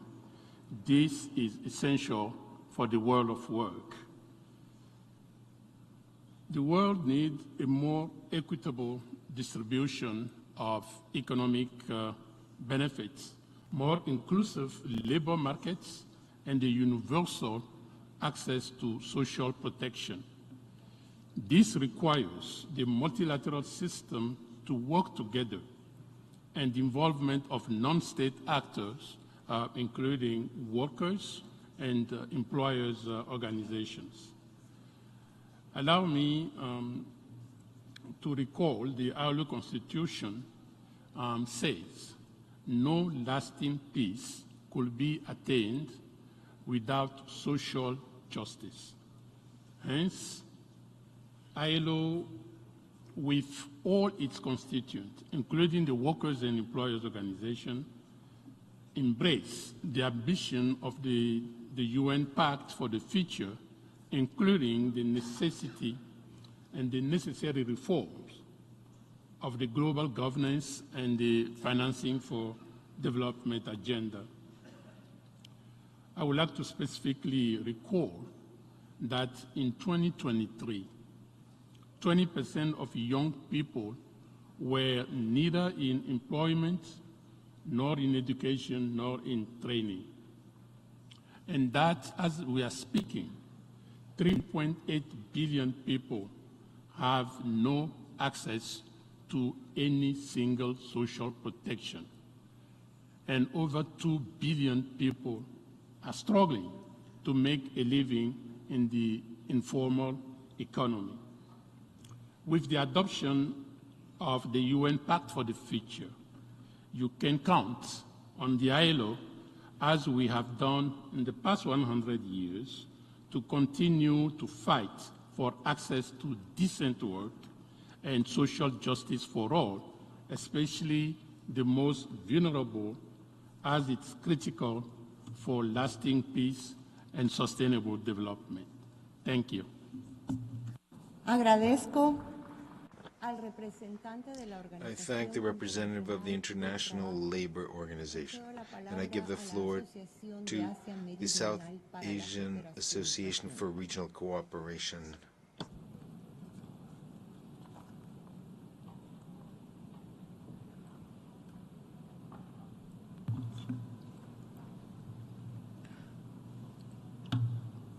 Mr. Chair, Excellencies, distinguished delegates, it is indeed a great honor and privilege for me to have the opportunity to be part of this important gathering and address this plenary session of the Summit of the Future, representing the South Asian Association for Regional Cooperation, SAARC, comprising of Afghanistan, Bangladesh, Bhutan, India, Maldives, Nepal, Pakistan, and Sri Lanka.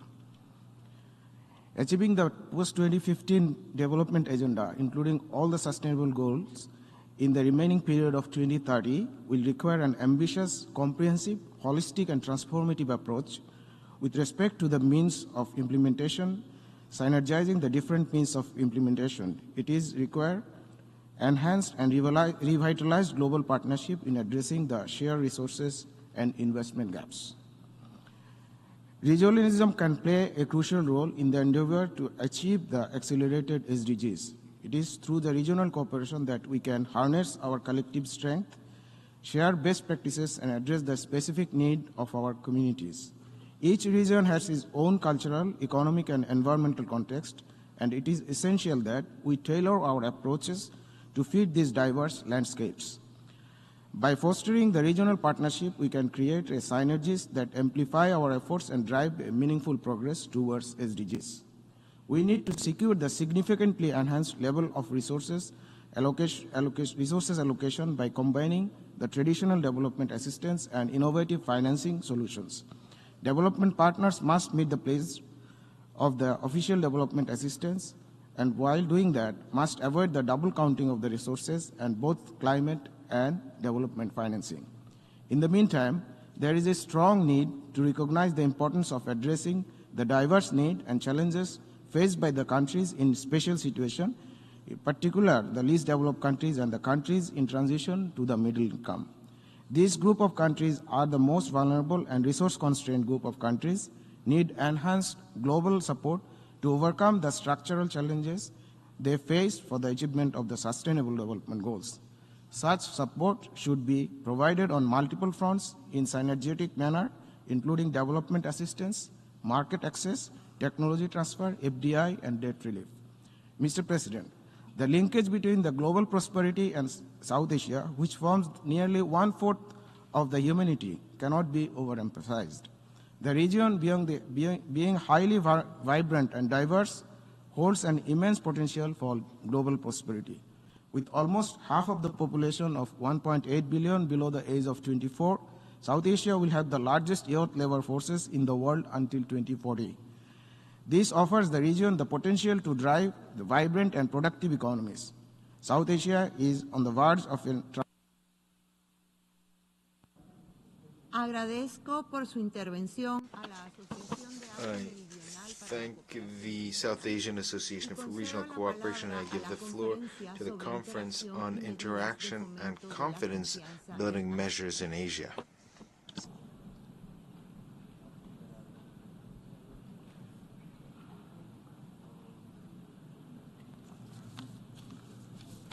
Dear President of the General Assembly, distinguished leaders, esteemed delegates, it is both privilege and profound responsibility to address this high-level gathering Summit represents a moment of introspection for the global community, and I'm very excited to speak to you as the Secretary General of the Conference on Interaction and Confidence Building Measures in Asia, SICA in short.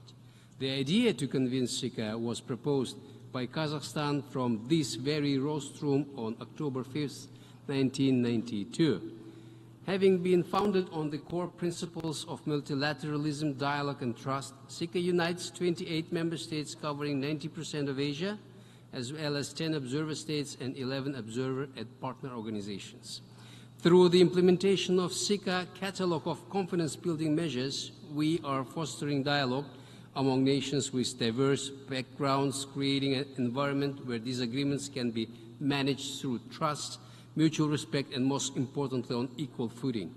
Interaction in these dimensions contributes to the Sustainable Development Goals. Having reached a mature level of institutional development, SICA has permanent institutions like Youth Council, Business Council, Think Tank Forum to discuss common issues, challenges, and ways to address them. In 2022, the SICA Fund was established in order to mobilize funding to implement projects in a wide range of areas. Excellencies, let me outline the initiatives of President Tokayev of Kazakhstan, which is the current chair within the SICA framework. The SICA Ministerial Conference on Environmental Issues, held on August 28 this year, adopted a high-level statement that reflects member states' dedication to advancing collaboration and addressing critical environmental issues.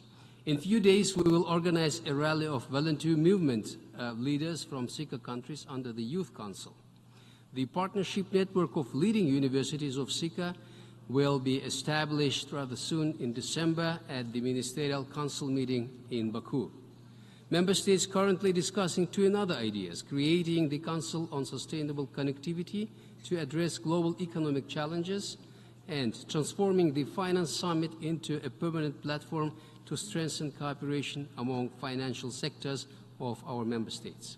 Esteemed delegates, organizations like SICA are crucial in addressing global challenges at the regional level and can serve as a valuable outreach platform for the UN. This Summit of the Future gives us the opportunity to rethink our structures, reassess our priorities, and importantly, to strengthen our mechanisms for cooperation. Together we can build a resilient, equitable, and sustainable future. I thank you. I thank the representative of the Conference on Interaction and Confidence Building Measures in Asia, and I now give the floor to the Shanghai Cooperation Organization.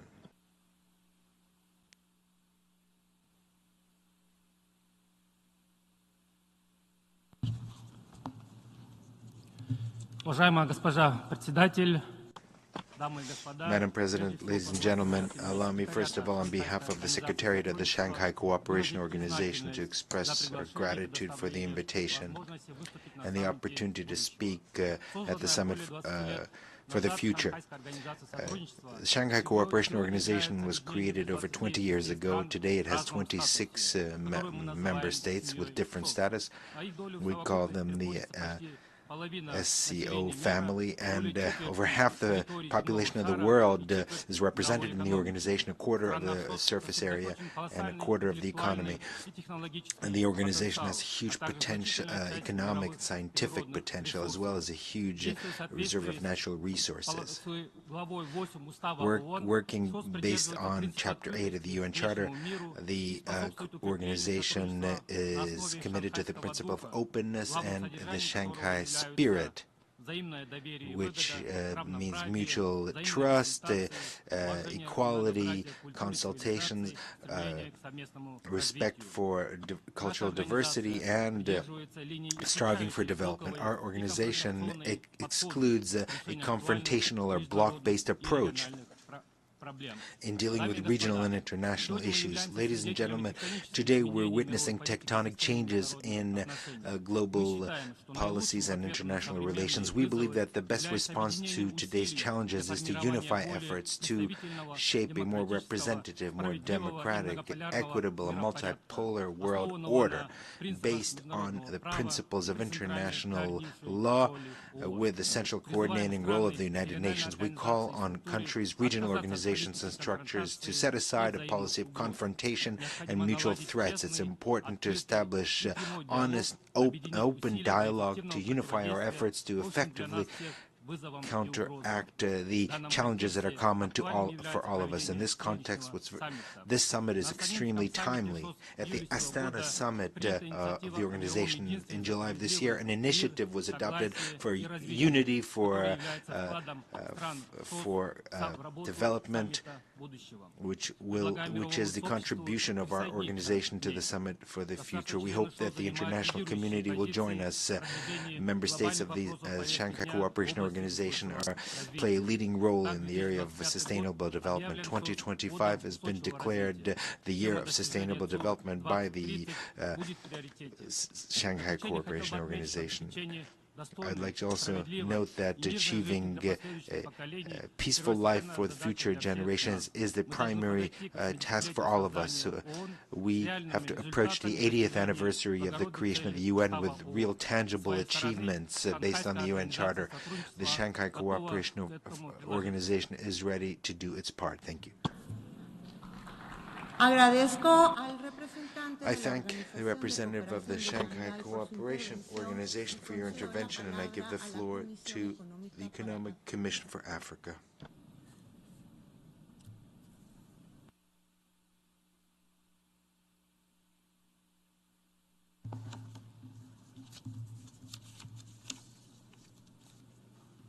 Mr. President, Excellencies, I'm honored to address you on behalf of the United Nations Economic Commission for Africa. We are meeting when the foundation of humanity is being tested and Africa is bearing the brunt. Multiple crises have exacerbated the challenges of finance, debt, climate, and energy. 21 African countries are in or at high risk of debt distress, and public debt has increased by over 180% since 2010 and currently exceeds over 60% of GDP. Basic social expenditures are being crowded out, and there is limited access to long-term concessional finance. Furthermore, unprecedented climate effects are costing up to 5% of Africa's GDP annually. Yet, we cannot attract sufficient investments because the rules of engagement of global rating agencies do not favor Africa. We also see imbalances in borrowing costs. For example, Africa's borrowing cost is 4 times higher than the United States and even more than 4 times higher than Germany. Excellencies, distinguished delegates, justice for Africa cannot be served by an outdated global financial architecture system.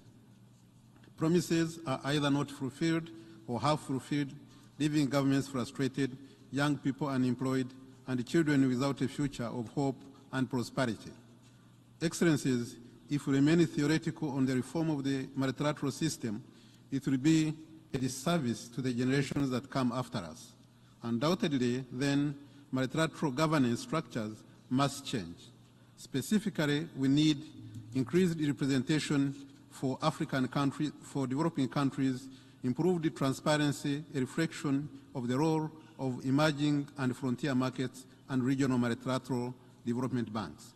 Furthermore, the finalization and implementation of the International Tax Cooperation Framework must be pursued vigorously.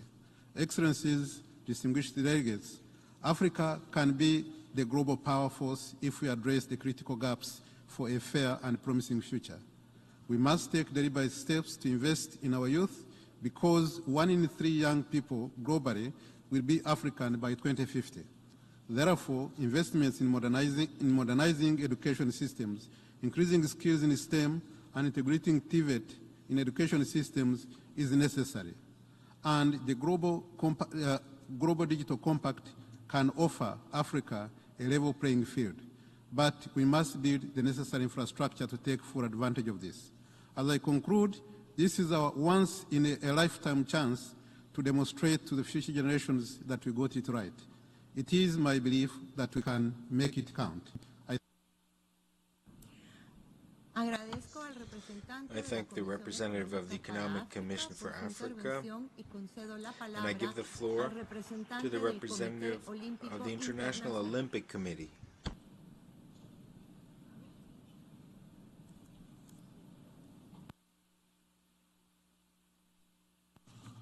Mr. President, Your Excellencies, please accept, first of all, my heartfelt congratulations on the adoption of the Pact for the Future.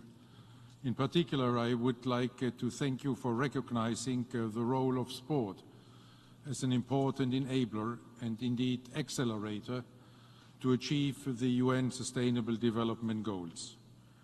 The recent Olympic Games Paris 2024 illustrate in an excellent way how the International Olympic Committee is contributing to the SDGs through sport. The IOC considers peace as the most fundamental of the SDGs. This is why we are very happy and proud that despite all the geopolitical tensions, we were able to bring together the athletes from the territories of all 206 national Olympic committees and the IOC Refugee Olympic Team. Before the Olympic Games, these athletes joined for a powerful call for peace. During the Olympic Games, they competed fiercely against each other. At the same time, they lived peacefully together under one roof in the Olympic Village. They shared their meals, their experiences and their emotions. They respected each other with no incidents or discrimination whatsoever, even if their countries are at war. With all this, the athletes created a culture of peace, showing us how our world would be if we all were to live in the Olympic spirit of peaceful coexistence. There were many other achievements with regard to the UN SDGs. These Olympic Games were the first ever Olympic Games with full gender parity. The IOC Refugee Olympic Team participated with a record number of 37 athletes and won its first ever Olympic medal. Paris 2024 reduced its carbon emissions by 50% compared to previous Olympic Games. These are just a few examples how we at the IOC are promoting the role of sport as an important enabler and accelerator of the SDGs.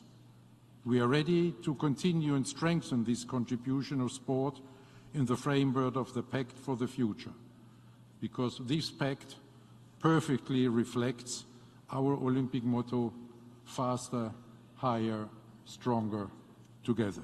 Thank you very much. I thank the representative of the International Olympic Committee, and I give the floor to the Inter-American Development Bank.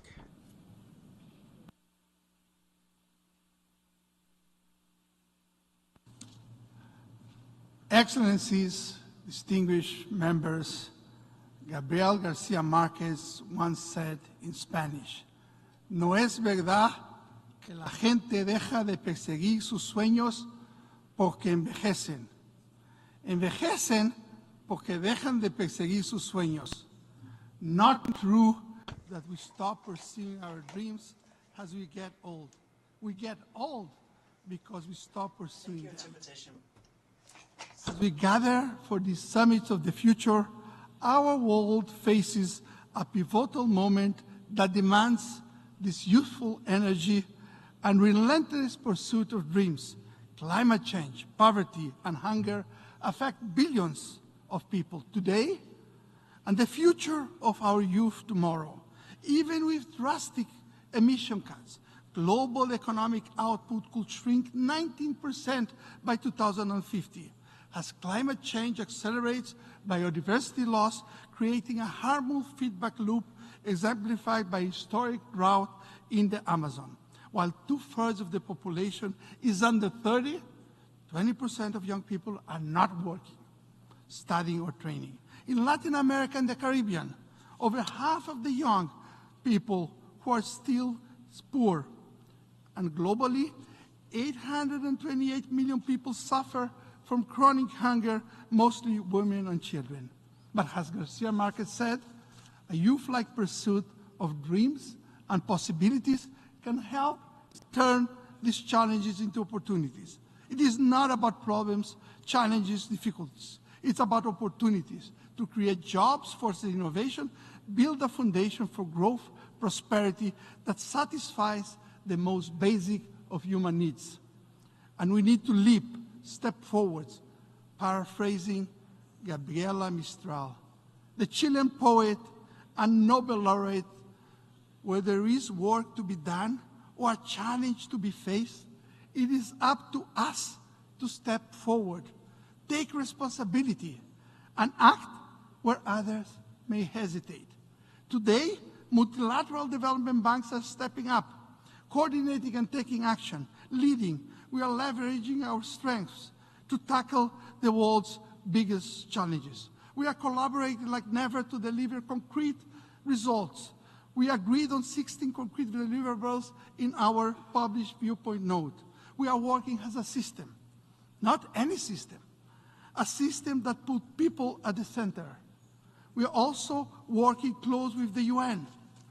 Today, we stand ready at the intersection of urgency and opportunity. With our actions now can redefine the future for generations.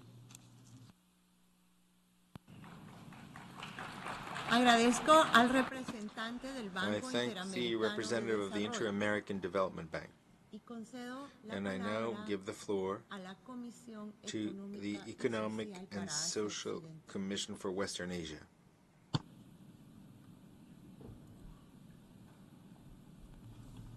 Excellencies, ladies and gentlemen, I stand on existing protocols and commend the Secretary General of the United Nations and his team for convening this important session. The timing of the summit is particularly significant, coming as it does at a time when our world stands at a crossroads between a path to the past where global affairs were reduced to a war of the jungle, and a road that promises a more just and peaceful world that thrives on multilateralism, collaboration, and justice. Excellencies, let us be frank with ourselves and ask the question, what is new in the Pact for the future? The answer, Excellencies, is that there is hardly anything new in the Pact that we have not committed ourselves to in the past under the UN and other frameworks. The fact that we have come back to the same old commitments suggests that we still need greater political will to deliver on the good promises. For ECOWAS, therefore, the difference between the Pact for the Future and earlier global agreements will lie in delivery, in delivering on our commitments in the areas of peace and security, sustainable socio-economic development, climate change and climate justice, as well as youth empowerment.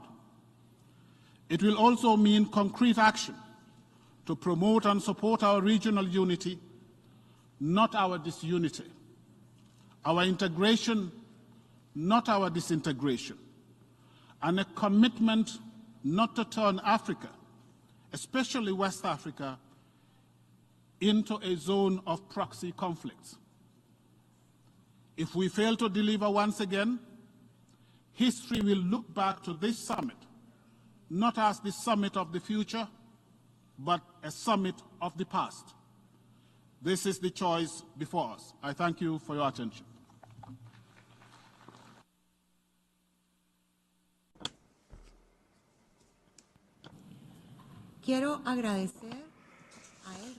I want to thank the representative for the Economic and Social Commission for Western Asia, and I'd like to give the floor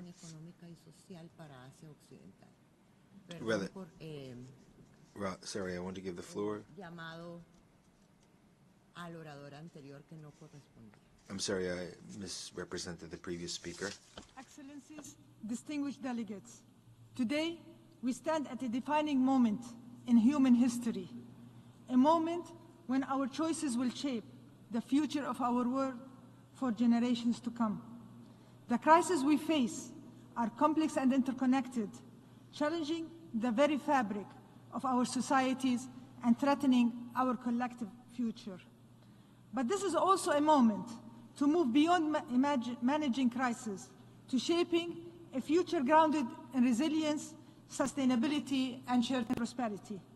The Summit of the Future and the adoption of the Pact for the Future is our commitment to turn aspirations into action and transform challenges into catalysts for profound positive change. For the Arab region, this pact is a crucial opportunity to redefine our trajectory. It allows us to harness the transformative power of artificial intelligence, digital innovation, and predictive analytics to tackle economic volatility, social inequalities, and the escalating threats of climate change. Our region has shown time and again that we can overcome adversity through unity and decisive action. We at ESCWA are leading this transformation with a vision rooted in the core principles of this pact: resilience, inclusivity, and sustainability. We are integrating intelligent technologies and foresight methodologies into policy-making processes, transforming how governments forecast trends, assess risk, and make proactive decisions. Through advanced policy simulation tools and data-driven insights, we are equipping our member states to design policies that are not only resilient and inclusive, but also aligned with the long-term aspirations of their people. Our commitment to climate action is embedded in the Arab Climate Resilience Initiative, where we use these innovative technologies to develop robust adaptation and mitigation strategies. Looking ahead, our focus will be on fostering regional cooperation and ensuring that the benefits of digital transformation and AR are accessible to all. We will champion the development of inclusive digital economy that empower youth and women, driving the economic diversification essential for the long-term stability and prosperity of the Arab region. Excellencies, this is our moment to act with vision and courage, to turn the promise of the Pact for the Future into a reality that resonates with the aspiration of all people in the Arab region and beyond. Let us seize this opportunity to build a future that is not just better, but transformational, a future where technology and human values converge to create a world that is just, equitable, and sustainable for all. Thank you. I thank the representative of the Economic and Social Commission for Western Asia. And I now give the floor to the Common Fund for Commodities.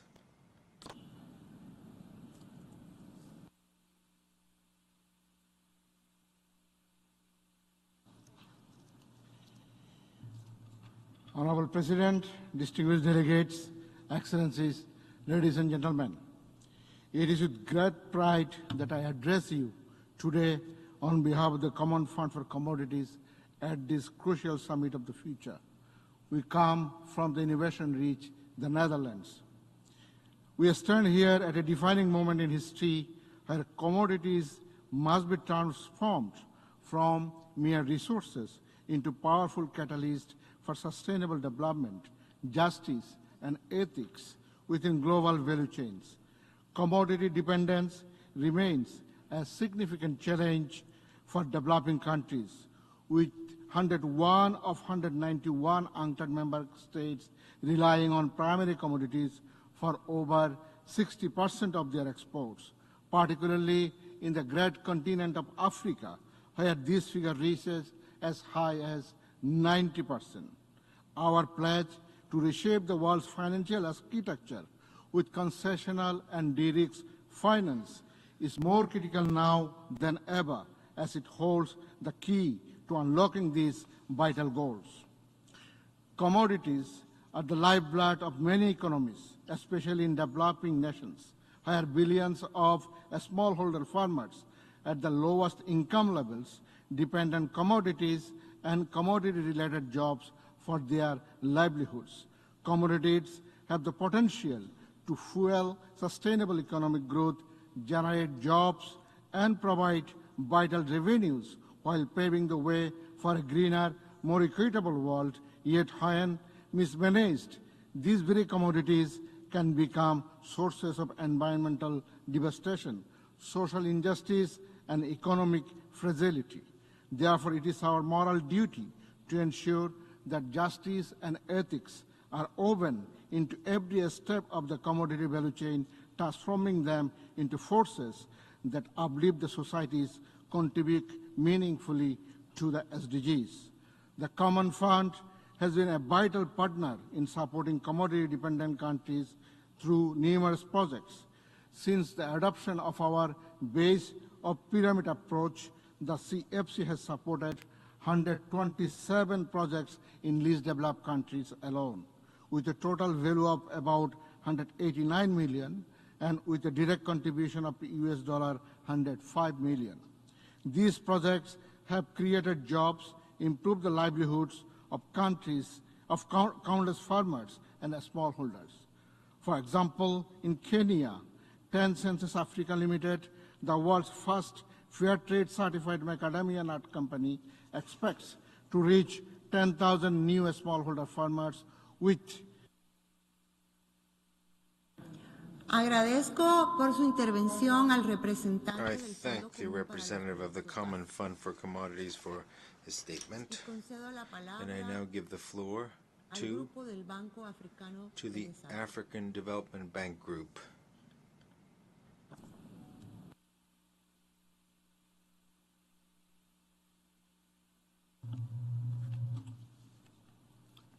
Your Excellencies, the future we are in today was the past. The future we build for tomorrow must be based on better decisions taken today. Building that future for Africa requires more than reform of the global financial architecture. We need new institutional support systems to build a more solid and resilient future for Africa. First, we must tackle the biases in the current global credit rating systems that leads to higher costs of accessing capital for Africa than other parts of the world. The establishment of the Africa Credit Rating Agency, called for by the African Union, is critical to achieving this. Second, the global financial system does not protect Africa from contagious effects of global financial shocks. Africa is the only region of the world without a financial safety net. That's why it's critical to establish the African Financial Stability Mechanism to provide safety net for Africa. Third, we must address risks facing Africa in leveraging greater private sector financing.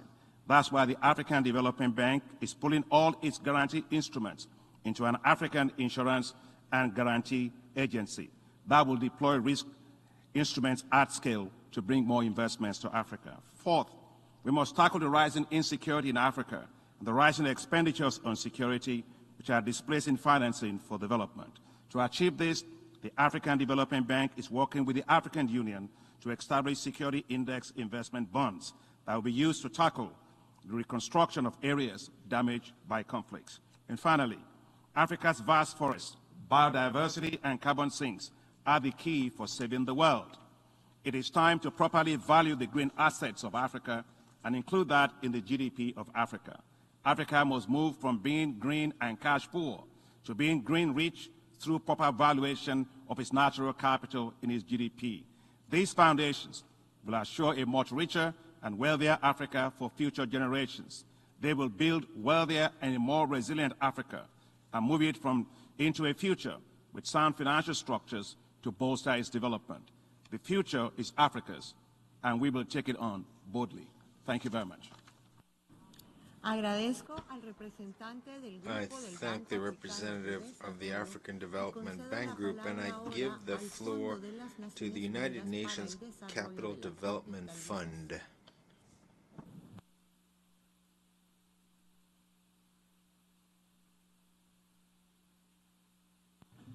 We're gathered here today united by a common vision, a world where sustainable development is not a privilege, but a reality for all. Public finance is insufficient to deal with the severity of constrained global fiscal spaces with economic, social, climate, and environmental crises that affect current and future generations. The SDG financing gap continues to widen, threatening to leave behind those below the poverty line, further marginalizing last-mile contexts that most need our support, particularly least developed countries, small island nations, and many other fragile settings. Addressing today's challenges, those that will jeopardize opportunities for future generations, requires more than public financing. The Pact of the Future recognizes the urgency to catalyze increased private sector investment. This is at the core of the United Nations Capital Development Fund's original GA mandate of 1966 to assist developing countries in the development of their economies by supplementing existing sources of capital assistance, adopted right here in this august chamber. In fact, this call by member states for UNCDF to help those furthest behind is even more relevant today. UNCDF is the only UN fund capable of deploying inclusive blended finance solutions at the pace and scale needed to crowd in private streams of finance at the last mile. We are responding to this call by enhancing our unique capabilities to amplify the impact of the United Nations system and the wider development community. As a non-credit rated hybrid development and finance institution, UNCDF is designed to absorb and reduce the high risks that make access to sustainable capital simply unattainable. Our grants, guarantees, and fit-for-purpose financial instruments enable UNCDF to on-ramp and catalyze investments that otherwise would be unbankable. UNCDF's impact is felt in fragile developing countries around the world today, but it needs to be scaled up. Our performance-based instruments are tied to tangible results, ensuring that scarce donor funding pays for only what works. Every dollar that we invest in local currency not only supports today's needs, it paves the way for long-term prosperity that builds on public-private partnerships. In fact, if UNCDF did not exist today, it would be created as a disruptor to foster a more inclusive development finance system. This is the role that UNCDF can play within UN System 2.0. We are a UN fund. It's a platform for partners to crowd in public and private financing, and together we can build a future so that no one is left behind. Thank you. I thank the representative of the United Nations Capital Development Fund, who is the last speaker of this session. The next session of the Summit of the Future will take place tomorrow, Monday, September 23rd at 9 a.m. And we will hear those who have inscribed their name on the list of speakers for that session. The meeting is adjourned. Gracias.